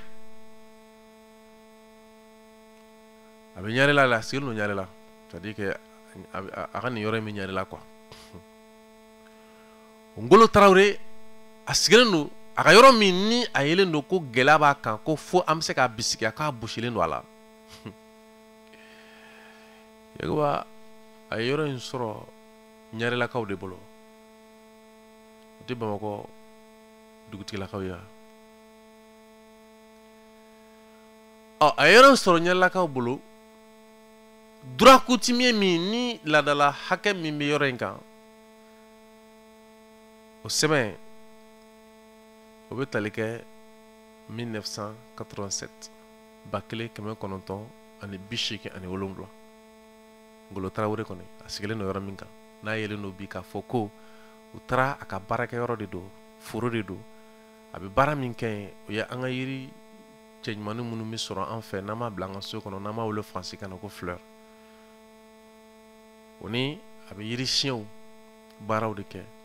nin kɛnɛba in b'a bolo kɛnɛba min b'a bolo a y'a sɔrɔ ka bɔ ɲarelakaw de yɔrɔ kabi ji ye wara fitinin est-ce que 87 est-ce que o man kɔrɔ ni wara ye a ka kɔrɔ ni Ibrahim Kulubali kɔni 87 ci a lajɛ dɛ min n'a ye f'i ye Maliko bɛ da min kan quoi ka yɔrɔ sɔrɔ ka bɔ ɲarelakaw yɔrɔ kabini 1987 ka na a sɛbɛn sɔrɔ n'o y'a droit coutumier ye tribunal la e ko y'a mɛn ka tila tugun ka na permis bɔ a la 2010 ko yaasa hali bi sɛbɛn tɔ ka kolo giriya a ye kolo girali dan y'a sɔrɔ ka bɔ ɲarelakaw bolo ye o kolo girali dan ye ko droit coutumier b'a la ye quoi nka ko yaasa o bɛɛ kɔfɛ k'a ka kolo giriya permis nana bɔ a la en 2010 masa min ala ye bi o cɛkɔrɔba a tun b'a ka denbaya dahirimɛ ɲini yɔrɔ min na ni nin foro baara ye ɲarela kɔnɔ ni maa min bɛ radio Kiledu fan dɔ n'i bɔra ale ka yɔrɔ la dɔrɔn i bɛ jigin radio Kiledu sira fara fɛ ko bi ko o yɔrɔ bɛ dɔ de bolo n'o ye dunan ye ko chinois don ko chinois muso dɔ don o bɛ k'o yɔrɔ jɔ k'a k'a sago ye o bɛ k'o jɔ cogo jumɛn na ko baw ko maa dɔ y'a feere o ma sisan ale ta kɛra mun ye k'a wuli ka bɔ yɔrɔ in na n'o ye ka gɛn a tɛ f'o ma ko expulsé ka tila a ka baarakɛyɔrɔ a ka baarafɛn minnu bɛ yen k'o bɛɛ ci ka bɔ yen a nana k'a sen don k'a bolo don ko ale wulila ka bɔ yɔrɔ la ka tila k'ale ka yɔrɔ ci k'a ma jɛn n'a ye o kiri o balannen don o ma se ka kɛ ko kiri dɔ kɛra jamana kiri bologɛlɛge la min y'ale ka hakɛ jɔ a ye hali bi ko kiri jaabi o ma sɔrɔ fɔlɔ sisan a nana ɲini k'a ka yɔrɔ cira k'a ma jɛn n'a ye k'a bɔ a ka yɔrɔ la a ma jɛn n'a ye ko hakɛ dɔ ka sara a ye o kiri fɛnɛ o fɛnɛ gulonnen don ko baara min bɛ ka kɛ sinuwamuso fɛ ni baara in kunnama ka bon tuma ko fɛrɛ ka kɛ ko ka baara in jɔ yan'a ko ka ɲɛɲini fo bi o fɛnɛ kiri dɛsɛlen don ka kɛ nin yɔrɔ la n bɛ fɛ ka mun de fɔ yaya m'an da don nin babu ninnu na nin babu ninnu a kun ye jamana kɔnɔ jamanaden fanba minnu y'a sɛbɛmaw don dɛ olu ka se k'u hakili jɔ ko dɔ kan an m'an da don nin babu la kun jumɛn kan o ye jamana mara bɛ minnu bolo mairie kunda préfet kunda sous-préfet kunda ministre kunda fo ka na taa se a mara bɛ minnu bolo n'o ye kantigi kunda n'o ye président kunda olu ka se k'a dɔn jamana in kɔnɔ yan gɛlɛya min bɛ anw jamana kɔnɔdenw kan nin yɔrɔ la n bɛ fɛ ka mun fɔ ka m'u hakili jɔ mun de kan a dɔ la ni nin kɛra i b'a sɔrɔ a bɛ ye k'a fɔ ko ngolo a ka sɛbɛn b'a bolo nka i bɛna mun wɛrɛ fɛnɛ ye tugun ko sɛbɛn bɛ sɔrɔ maa wɛrɛ fɛnɛ bolo i bɛn'o de ye o bɛn'o de sa o tubabukan ye mun ye i t'a dɔn ko double emploi yakuba n bɛna yɔrɔnin dɔ f'i ɲɛna nin yɔrɔ jate minɛ dɛ double emploi ko la dɛ yɔrɔnin jate minɛ dɛ Ibrahim Kulubali yɔrɔnin jate minɛ quoi a ko sɛbɛn min yakuba bolo ko sɛbɛn fɛnɛ bɛ Hamidu bolo alors sa ko a bɛna fɔ k'olu fila jɛlen don dugukolo in kelen na a tɛ fɔ ten ya est-ce que o tiɲɛ est-ce que tiɲɛ don wa est-ce que tiɲɛ don ni tiɲɛ don ni tiɲɛ tɛ a bɛ tila ka ne jaabi mais a tiɲɛ n'i y'a ye ne sigara la yakuba n'i taara sɔrɔ a bɛ ten n'i taara sɛbɛnw sɛgɛsɛgɛyɔrɔ la dugukolo sɛbɛnw sɛbɛyɔrɔ la est-ce que mɔgɔ fila tɔgɔ de bɛ d'i ma a maa fila tɔgɔ tɛ d'i ma o n ko de y'a kunna ma yɔrɔ ye donc double emploi ko est-ce que tiɲɛ don wa est-ce que manipulation tɛ est-ce que namara tɛ est-ce que janfa tɛ parce que n'i taara sɛbɛnw sɛgɛsɛgɛyɔrɔ la oui a bɛ se ka kɛ yakuba sɛbɛn b'o bolo hamidu sɛbɛn b'o bolo nka n'i taara registre kɔnɔ jɔn tɔgɔ bɛ yen jɔn tɔgɔ de bɛ yen nka u nana mun fɔ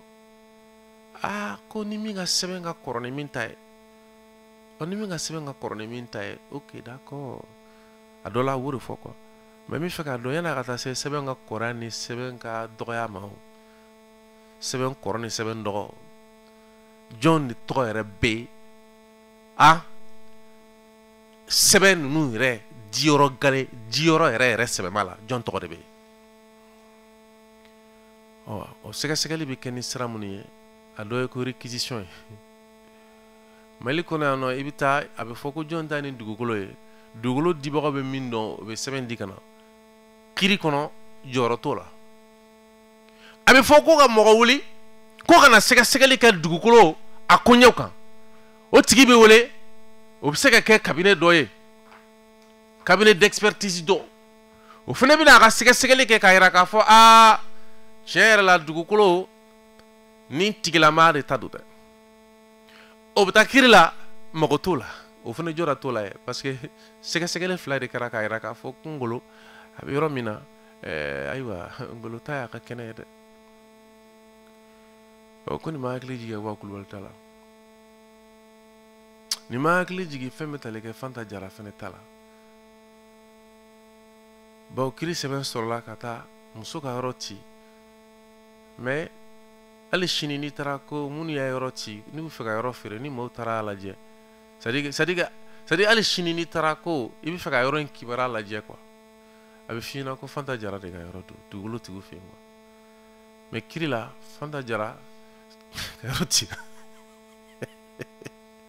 ne ko n ka bɔ nin kɔnɔ de quoi c'est à dire que kiri tigɛcogo ɲɛna kiri tigɛcogo ma ɲɛ ne ko n k'o de ne m'a faamu parce que nin mana kɛ kiri fasugu min ye quoi an ka bɔ nin kɔnɔ quoi oui a mana kɛ fɛn o fɛn an ka bɔ a kɔnɔ de kuma tiɲɛw de ye quoi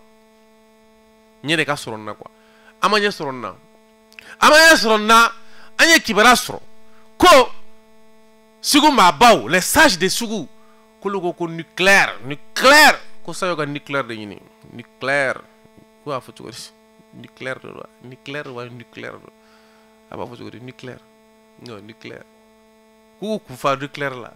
wara ko nucléaire do nda agara ma agara ko abu mo yeno ko short shock zero do giba ke pocho kono bu metige yik fa nucléaire la tu vois là bon ami do ala jeni to ba beni ngela kono quoi ba shinin clé la selo bike shinin clamen ne kono jamana mi ni an desera ka ben ni kunu nu nyebolu la o jamana ka jigida nyeta ka o nyeta no keramino ye jingono ya o chorba tay i ka réquisition te mogonya i ka permis te mogonya expertise te mogonya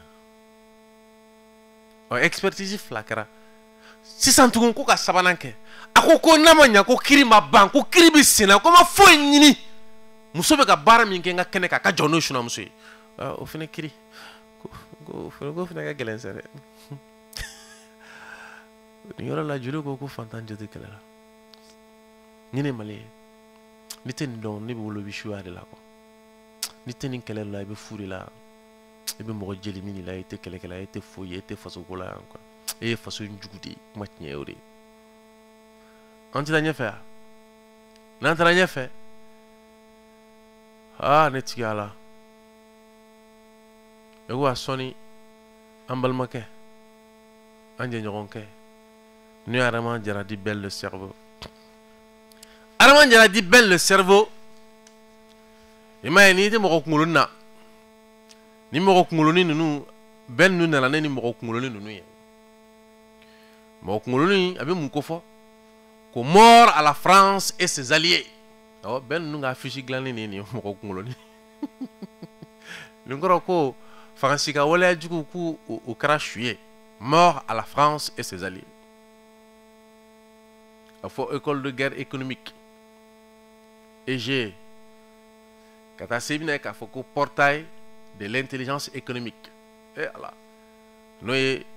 bɔda min ni o bɛ tali kɛ bi hakilina kɔrɔbaw la ka kɛ ni sɔrɔ jidile olu nana a bɛ fɔ min ma ka taa se fo club influence de l'AEGE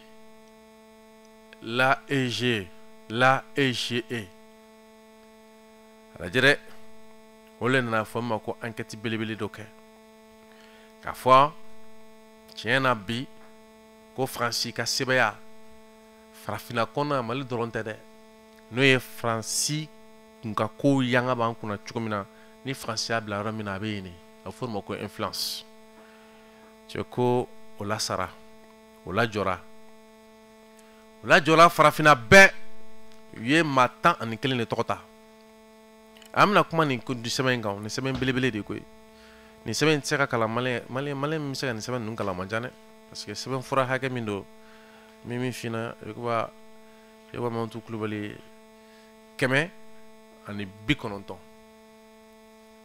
sinon 200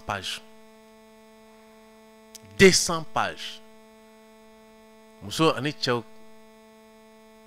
ye den 11 tɔmɔ ka kɛ n'u ka kɛta n'u ka wulikajɔ n'u ka hakilina di cogo ye n'u ka cɛsiri ye k'a fɔ k'olu den 11 ne nana fu siri Faransi ka miirina jugu minnu ni Faransi ka politiki min b'an fɛ yan n'a fɔ ma ko politique africaine de la France o wulikajɔ senfɛ nin ye bɛn ni san joli ye san 3 ni dɔɔni Union européenne ka sanction a b'o la c'est-à-dire a bɛ Union européenne ka kaso la i tɛ se ka taa i diɲɛ yɔrɔ bɛɛ la dɛ o transition min kɔnɔ ni sɛbɛn bɔra diɲɛ ɲininikɛlaw fɛ ni diɲɛ dɔnnibaw fɛ k'a fɔ maa min ka wulikajɔ Mali kɔnɔ yan maa 2 a ma dɔ ye ko Arama Jara di Belle le cerveau i ma fili u b'a fɔ ten yɛrɛwolo ɲɛmɔgɔ don mais yɛrɛwolo ɲɛmɔgɔ kɔrɔ an t'a fɔ ten parce que a bɛɛ kɛra kɔrɔlen dɔ fana bɛ yen ne ma fili b'ale wele ko joni t'a dɔn ko a tɔgɔ de Kuyate tɔgɔ yɛrɛ de Siriki ko Siriki Kuyate ko Siriki Kuyate ko dɔw ko mande sɛgɛ dɔw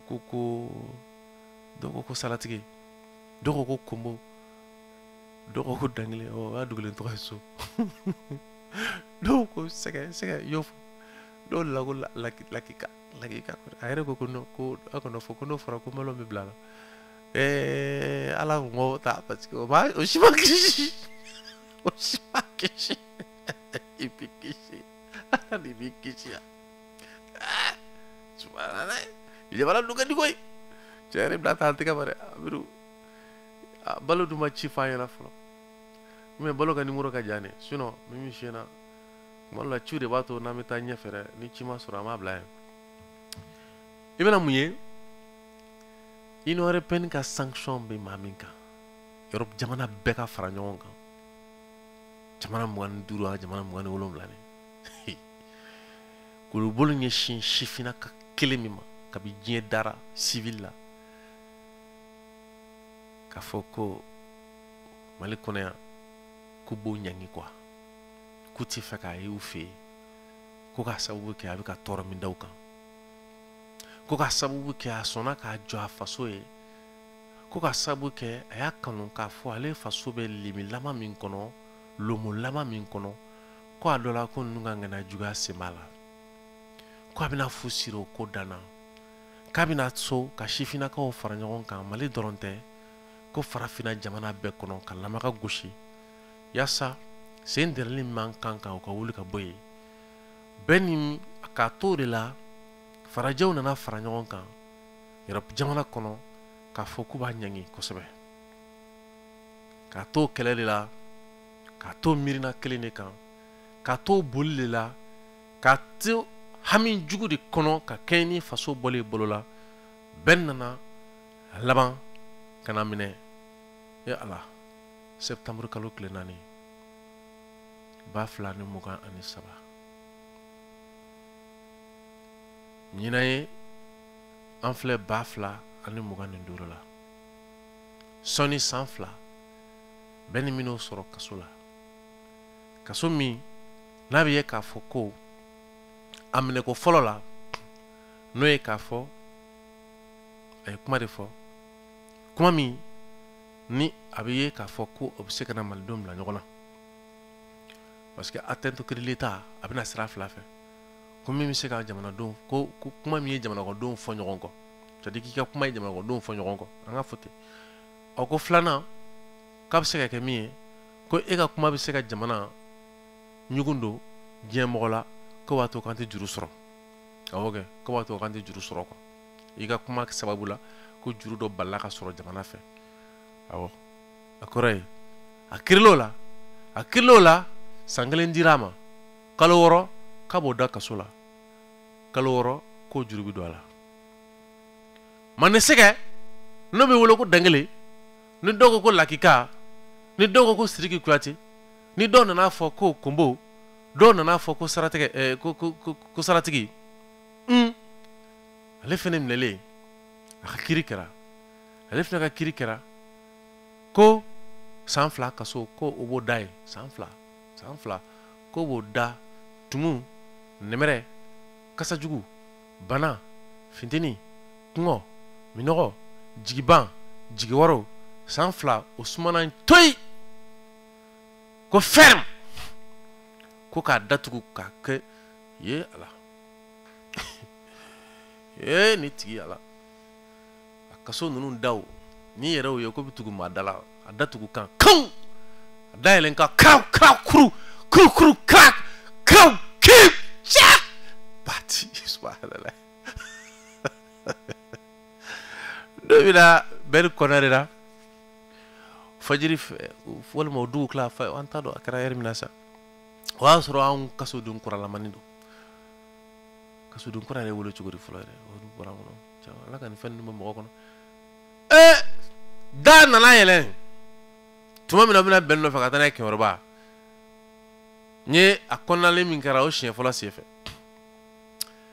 da yɛlɛ kan dɔrɔn cɛ dugule minnu bɛ yen nɔ ni ye mun kalan kama ye subhanallah alhamdulillah la ilaha illallah allahu akbar ye bismillahir rahmanir rahim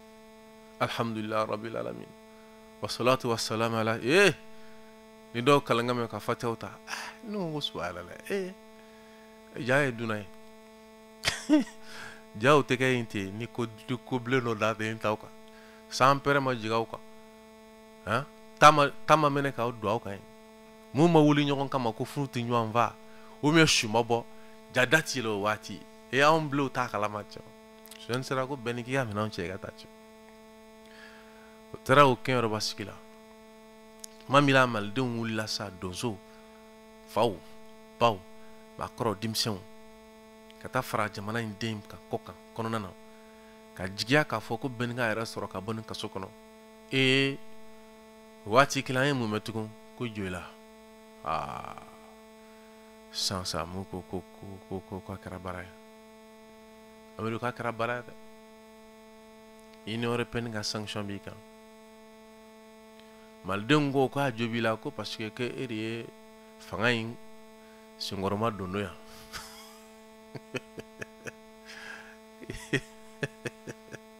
CEDEAO tɛgɛrɛ fɔ la o baw yɛrɛ tun b'a la yan ko a b'a la CEDEAO MINUSMA olu ko fɔ ala tun ka kɛ tan dɔw ko o tuma ko bɛn talen dalen filɛ yɔrɔ min na sisan n'o ye MINUSMA ka kaso jɔlen ye ko e tuma ko MINUSMA ɲama don sa wa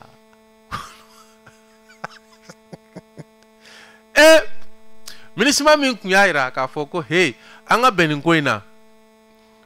bɛn ni tiɲɛ kɛra o MINUSMA ko ye ka t'i da MINUSMA ka kaso jɔlen kɔnɔ ko Mali de ye Mali ye ale de tɔgɔ ko Mali Mali MALI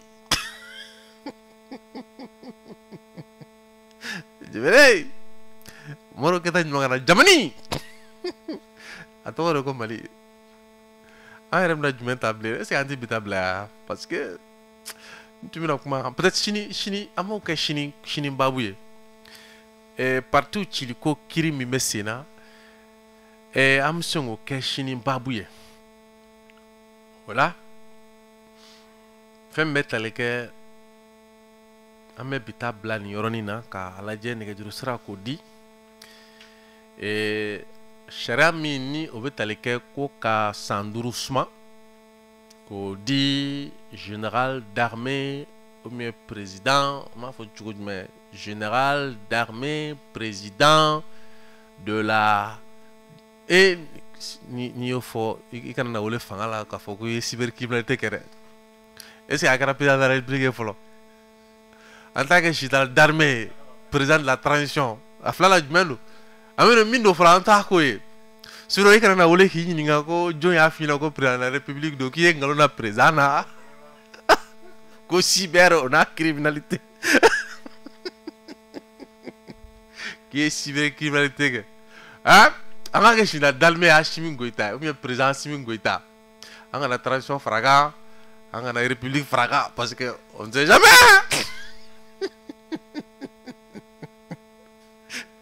Mali ka di de Mali ne ka jamana de don a ka di trop il faut venir ne natɔ Amidu bɛ ka an ba ka dɔnkili k'a la ko ko a kana dɛ ko mɔgɔw kana ko a kana la dɛ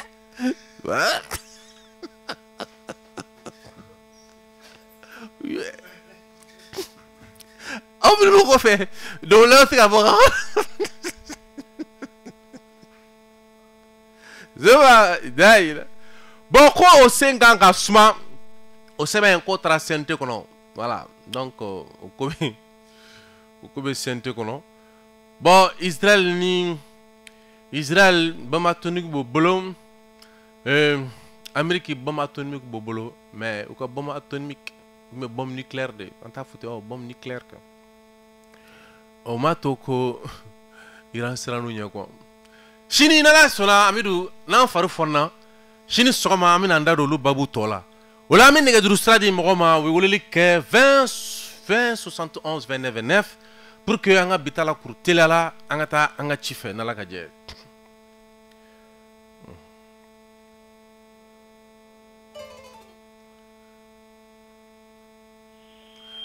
Oui, allô? Assalamu alaikum. Wa alaikum salam. RFM. Oui, RFM do.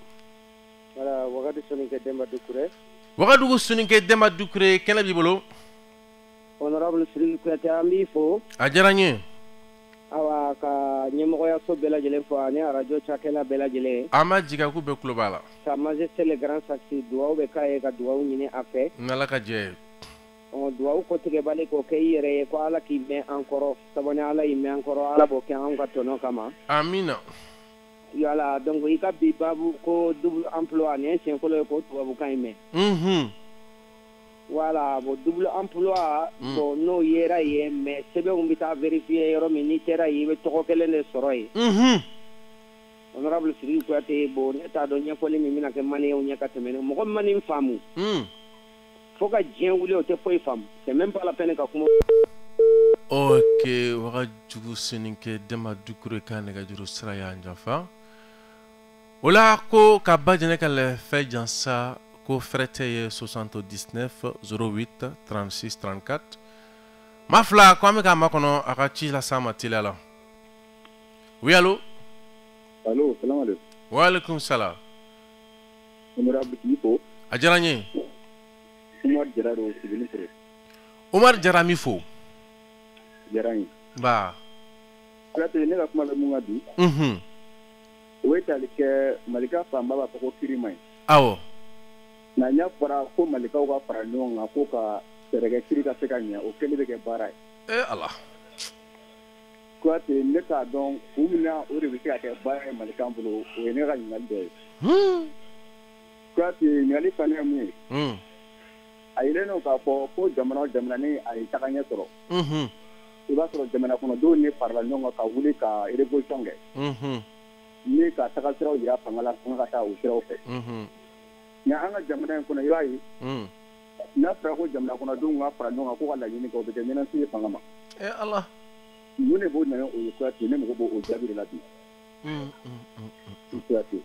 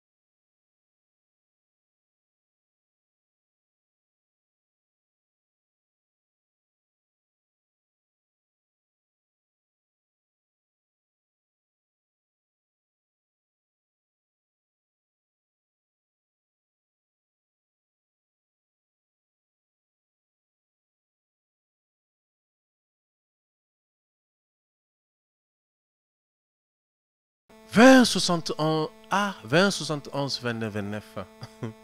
29 nanga wuliga jo kera fanga masiranye wa ira ko oui allô Antoma kramo man soma mo bedi ouais la tlera dama amina kramo na masaka mi fam maliko ina abega nyingali ke ner la wa ma ayre de aw nyali be naw aha nyali be ke katla ka nyali ke anyere la awala abaka la ka jabi na masaka mi fam aha jamana be yoro di mɔgɔw u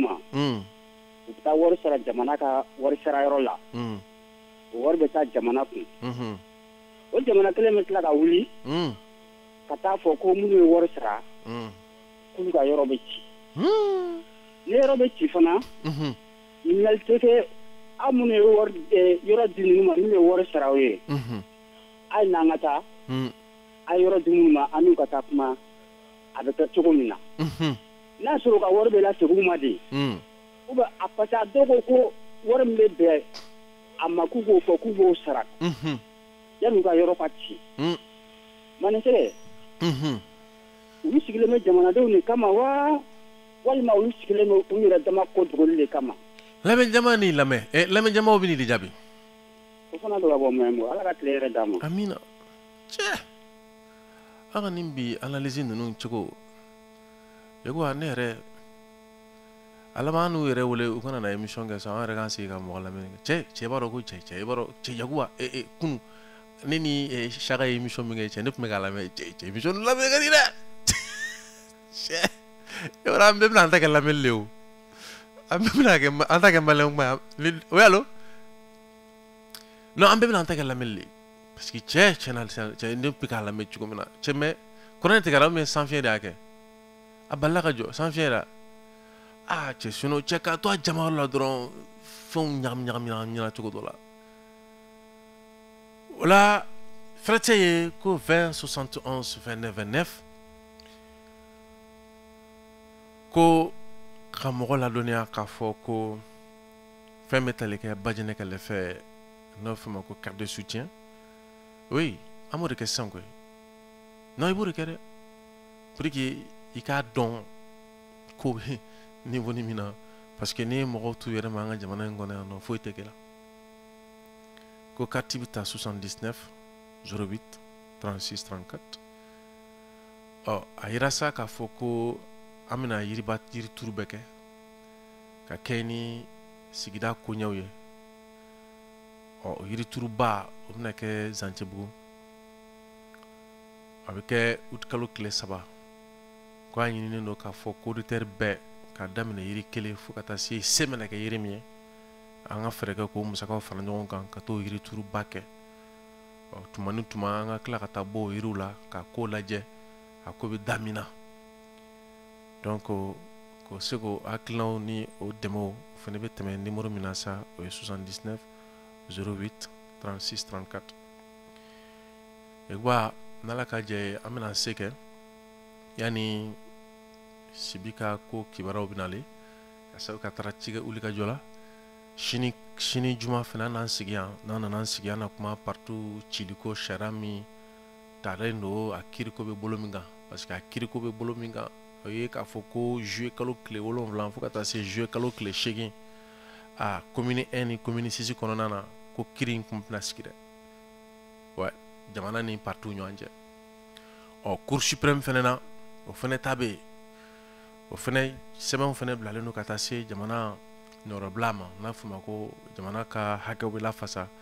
kulu min fana wele k'a fɔ ko contentieux de l'État ou bien la direction générale du contentieux de l'État o fana bɛna n da don o la ka taa se fo Israël ni l'américain jamana ni Liban ko mun bɛ sen na n'Ala ka jɛ sini n'Ala y'o fara an si kan an n'an sigi k'an da don olu babu la n bɛna min f'i ɲɛna Amidu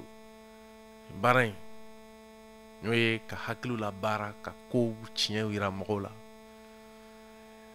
fo i bɛ ko ko la Mali kɔnɔ yan Yakuba Mamutu Jara i jija maliden yɛrɛ k'a faamu fɔlɔ a yɛrɛ bɛ yɔrɔ min na quoi i jija a k'o faamu fɔlɔ o de kama kɔrɔmatigɛli kumaw ni hakili jagabɔ kumaw bɛ bɔ ka bin koyi yasa ka kuma n'u yɛrɛ quoi ami de tari man faamu dɛ siratigɛ la n'o ɲɛ sɔrɔ la an bɛ sɔrɔ ka avancer n'o tɛ ni jamana bɛ balawu min kɔnɔ a bɛ futinɛ min kɔnɔ ni futinɛ ni y'an yɛrɛ fanba bɔ a la ni ye jamana kɔnɔ den fanba bɔ a la a tɔ b'a den quoi o de kama ɲininkali kɛra k'a fɔ ko kibaruyaw bɛ di kuma bɛɛ malidenw fɛ k'a fɔ ko majɛba de bɛ jamana kiriko la mais ko i b'a sɔrɔ kuma dɔ la n'a fɔra ko wulikajɔ ka kɛ ka na ni hakilina ye surtout i b'a sɔrɔ mɔgɔ caman bɛ kule ni majɛ bɛ yen an yɛrɛ ta tɛ ko majɛ ko kuma fɔlɔ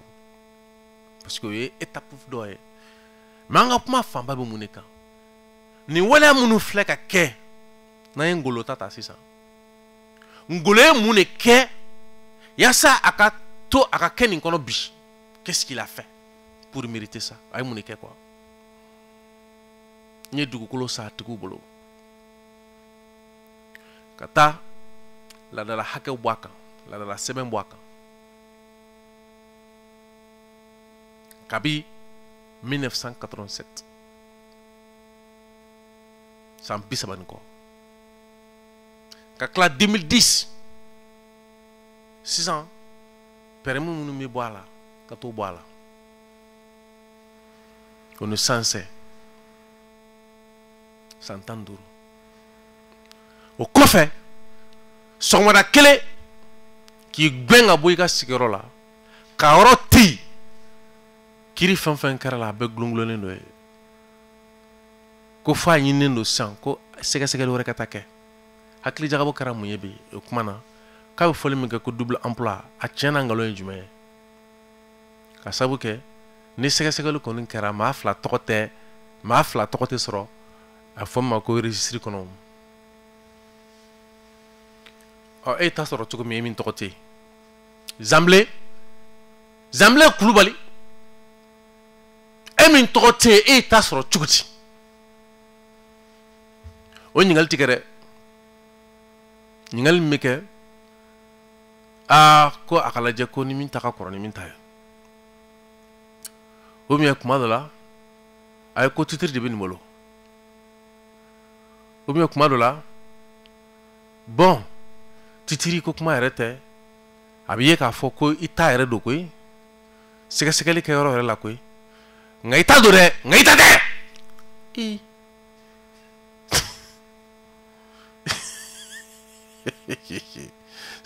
subhanallah ne ko baara gɛlɛyara cɛ mais i b'a dɔn ko maa bahu de tulo b'an na tan maa bahu de tulo b'an na tan koyi maintenant ni y'an da don babu minnu na ye babu minnu ni o ye an yɛrɛ bɛ minnu kɔnɔ su ani tile quoi c'est à dire que diɲɛ don o don n bɛ dalilu d'i ma pour que i k'a faamu maliden bɛ min kɔnɔ quoi an ma taa tabakɔrɔ wa ka bɔ yen ka taa ngolo fɛ yen ka bɔ yen ka taa bɛnni fɛ yen kɛnyɔrɔba ka bɔ kɛnyɔrɔba n'a ye ka taa n'a ye jola a ma olu kɛ yan ka na Kɔnibugɔ wa nin ye dɔrɔn min b'an senkɔrɔ ye i b'a ye o welebaga ko maa saba n bɛ fɛ ka don o don n bɛ dalilu d'i ma pour que i k'a dɔn maliden bɛ min kɔnɔ quoi mais e kun ka na n'a ye dɔrɔn ko partout bɛ taa ko fusion bɛ taa fɛn bɛ taa quoi e bolo ko an ta in ɲɛdɔn wa a man ta in ɲɛdɔn a man ta in ɲɛdɔn ni diɲɛ bɛɛ ye o de kama e ko b'a sɔn i ka wele bila minnu ni olu mago bɛ jamana in sɛbɛlama la quoi minnu mago bɛ jamana in basigi la minnu mago bɛ jamana in wurikili la sinon i bɛ den caman mankan mɛn ni jamana ko in na n'a bɔra kuma mugu la kuma mugu nege ka kuma dɔrɔn o nege la o mago foyi tɛ Mali la n'a ye Mali jɛ a ka jɔ n'a ye Mali jɛ a ka ci o la i b'a ye k'a fɔ ko an bɛ bɔ ni kuma ye min ye dɔrɔn o ye an ye hakilina fila ta walima fo hakilina fila de taara fɔlɔfɔlɔ ye min ye o ye an ka nin kelen min n'a ye wele k'a fɔ ko ba jɛnɛ ka lɛfɛ e tuma an y'a kanu k'a fɔ fɛrɛ ka kɛ dɛmɛ ka don a ma lamɛnjɛkulu ka laɲini yɛrɛ kɔnɔ ka sababu kɛ ba jɛnɛ ka lɛfɛ kuma bɛ fan bɛɛ fɛ il faut que an ka dɔ fara fanga kan a ka kɛ émission ye min n'a bɛna a kɛ émission internationale yɛrɛ bawo an mago bɛ ka connexion kɛ pour que kayikaw Segu Mopti Gao maa minnu tun b'a ta an nɔfɛ internet la direct la olu k'a sɔrɔ o ni minnu tun b'a ta an nɔfɛ internet la directement jamana kɔ kan olu ka se k'a sɔrɔ o fɛɛrɛw bɛna tigɛ ka fara il faut que jamana kunkanko kumaw komi a laɲini y'o ye olu ka se ka ta ka sɛnsɛn olu ka bila maa wɛrɛw ma baaraw kolo ka bonya direct min n'an kun y'o ko nɛmɛ o ko fɛnɛ fanga ka bonya o la kanna san kɔnɔ panpara min bɛ ta la n'o ye quartier o bɛ ta siɲɛ kelen san kɔnɔ n'o ye san kalo 12 ko ye 1000 ye a bɛ ta numéro min na o ye 79 08 36 34 n'i y'a ta numéro dɔ bɛ d'i ma o san kɔnɔ auditeur c'est-à-dire que o numéro min bɛ d'i ma o san kɔnɔ e bɛ se ka wele o tɔgɔ la k'i fo o tɔgɔ la k'o bonya yir'i la ni san furula sa janvier kɔnɔ an bɛ ni ɲɔgɔnna jɛrɛ min kɛ yan ni an bɛ n'o kɛ dumuni da fɛ ka n'o kɛ conférence dɔ da fɛ ka n'o kɛ ka ji sumalenw min ka tila ka minfɛn sumalenw min an ka carte de fidélité cɛɲumanin bɛ dilan ka d'i ma ka photo ta ka kuma di bɛɛ lajɛlen ma walima minnu ni olu bɛ carte de soutien ta kuma ni kuma se bɛ k'u ma Yakuba Mamutu Kulibali fɛ mais Yakuba Mamutu Jara de don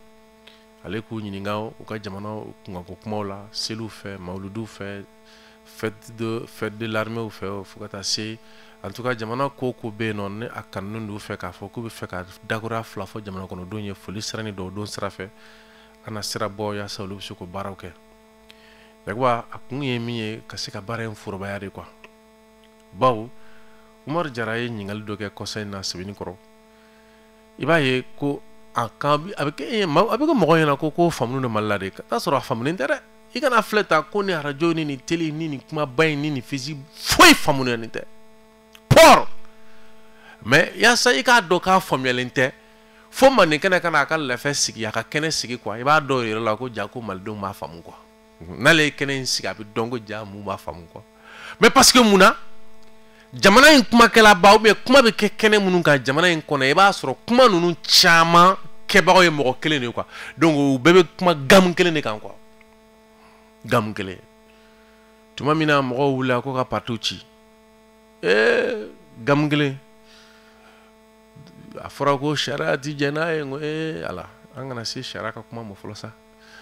a yɛrɛ bien fondé ye mun ye a bɛna mun de y'an ye a kɛ kun ye mun yɛrɛ fɔlɔ quoi kun jumɛn de b'a la fɔlɔ an ka kuma kan fɔlɔ yanni an ka taa se a bɛ bɛn sariya la a tɛ bɛn sariya la n'an sera o ma dɔrɔn o kɔrɔ an y'an pan de wa Mamutu tuma min na maliyɛnw wulila yan ko ka yɛlɛma don jamana sigi kan b'a la an ko oui que o bɛ se ka kɛ mais n'an y'a kɛ a y'a bila a kunna k'a kɛlen kɔfɛ élection wɛrɛ tɛ yen dɛ wa an ka bila an kunna ko n'a kɛra fɛnɛ ko jamana sariya da sɔgɔlen jamana marabaaw ɲɛ sa dɛ a ma kɛ ten yan ok oui nin de bɛ Mali kɔnɔ yan nin de ye Mali problème ye ko partout ka ci ne ko an t'a to yen ni partout n'an mago bɛ k'u kɔlɔsi a t'a to yen u k'u kala kɔlɔsi parce que a ka lajɛ dɔrɔn minnu tɛ sariya kɔnɔ walima minnu ka hakɛw dafalen tɛ olu ka bɔ a la fɔlɔ o tɛ dɔ ye kɔfɛ a yɛlɛn don k'a fɔ sisan ko wari dira minnu ma ko yaasa u k'u dɛmɛ n'a ye k'olu mɔgɔw ka t'u yɛrɛ lajɛya an ko olu bɛ t'o kɛ cogo di fɛn min tɛ yen bilen ko su ka wuli ka kiri o sigi o sariya partout kɛra su ye ka su wuli k'o kiri c'est compliqué quoi ka taa sɔrɔ a dun ma ci n ko ni a bɛ fɛ ka kuma a bɛ ka kuma minnu yala yala n'a ci olu baara bɛ na gɛlɛya dɔɔni dɛ mais o kumaba bɛ mɔgɔw bolo wagati min na k'o kumaw sama k'o kɛ n tin Manesika nana fɔ ko he dɛ parti yɛrɛ wari min bɛ d'u ma koyi wa i b'a bila i kunna ko n'i ye ɲinɛta sɔrɔ i tɛ se ka san wɛrɛ ta sɔrɔ n'i ma ɲinɛta dantigɛli kɛ donc n'a mago bɛ sɛgɛsɛgɛli la o dana tigɛli bɛ kɛ yɔrɔ min na n'o ye jamana kiribonda dɔ yɛrɛ a tɛ taa yen a ka olu sɛbɛn minɛ sinon parti kɔni ta gɛlɛyara dɛ hali n'a sɛbɛn minɛna sisan parti tɛ yen bilen awɔ parti tɛ yen bilen parti bɛ sɛgɛsɛgɛ cogo di sisan parti tɛ yen a bɛ sɛgɛsɛgɛ cogo di sisan mais pourtant hakilina dɔ de y'a ta mɔgɔ dɔ de y'a hakilinaw ta sisan an yɛrɛ kamana gannen don a bɛ kɛ cogo jumɛn na bon minnu y'a hakilinaw ta olu tɛ yan k'an jaabi jamana kɔnɔdenw fana an b'olu fana ɲininka k'olu k'an jaabi olu fana jamana kɔnɔ a ka jaabi ye jumɛn ye dɛ a y'an jaabi fɔlɔ dɛ a y'an jaabi nin yɔrɔ la dɛ yɛrɛ i bɛna dɔn sisan ko jaabi ma nɔgɔn nin yɔrɔ ninnu na kɔ min tun b'a la ko a ka kɛ a ye jaabi dɔ d'an ma an ma deli wara a fɔ ko mɔgɔ kelen ka don a k'an jaabi sa ko numéro n'a t'o dɔn ko de ye ko 20 71 29 29 quoi bon min fɛ ka min f'i ye dɔrɔn pourquoi a wagati nin kini ni kumaba tun bɛ sen na bi an fila réalité kɔnɔ i tɛ maa ye ne ma f'i ɲɛna ko jizon ko don wa ji awara mi layidu dɔ de d'i ma layidu dɔ ala ta kɔfɛ quoi n sigi o sigi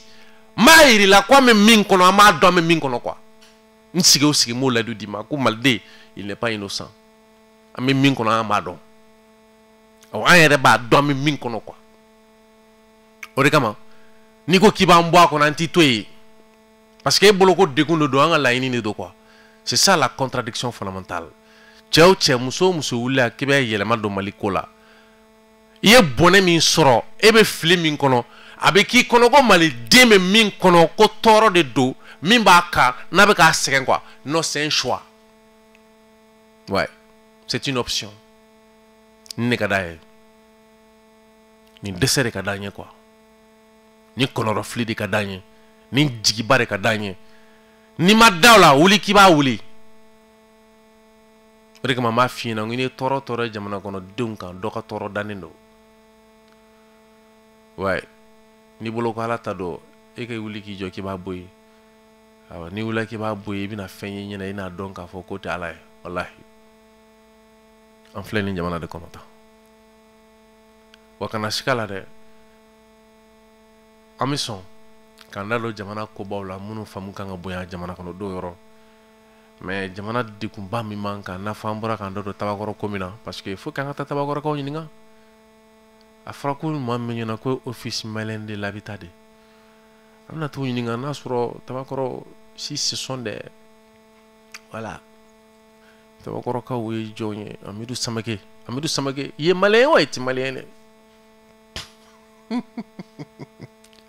yɛrɛwolo trésorier kɔrɔ a bɛɛ kɛra kɔrɔlen cɛ wulila ko i bɛ ko dɔ kɛlɛ i kɛra kɔrɔlen a kɔrɔ kɛlɛbaga kɔrɔ jeli jɔli kɛlɛbaga jeli minnu tun bɛ ka kɛlɛ kɛ pour que jeli ka jɔ o kɛlɛbaga kɔrɔ minnu kan bɛ ko Mali kana tila o kɛlɛbaga kɔrɔ minnu ko k'u bɛ Faransi ka taabolojugu kɛlɛ a bɛɛ kɛra kɔrɔlen minnu ko a dun bɛɛ bɛ sen na dɛ minnu ko terrorisme kɛlɛ bɛ sen na ko a ka bɔ jamana kɔnɔ a bɛɛ kɛra kɔrɔlen a bɛɛ o de kama Umaru Jara ye ɲininkali kɛ ko pourquoi nin wulikajɔ minnu bɛ kɛ jamana kɔnɔdenw fɛ k'a bɛ kɛ fanga masiraɲɛ fɛn ye quoi nin ye ɲininkali gɛlɛn de sisan ouais nin ye ɲininkali gɛlɛn de mais kabi wagati jan kabi 2022 o y'a sɔrɔ Macky Sall bɛ fɛn kunna Sénégal kunna Macky Sall kun ye nin fɛɛrɛw ta k'a fɔ ko wulikajɔw ka jɔ Sénégal o wagati kelen an ye kibaruya sɔrɔ k'a fɔ ko wulikajɔ minnu bɛ sen na Mali kɔnɔ a k'a ka jɔ quoi n ko a laban Mali ta bɛ juguya ni Sénégal ta ye a ma kɛ ten ya a don n y'a fɔ Prince ka plateau sanfɛ n ko monsieur le Prince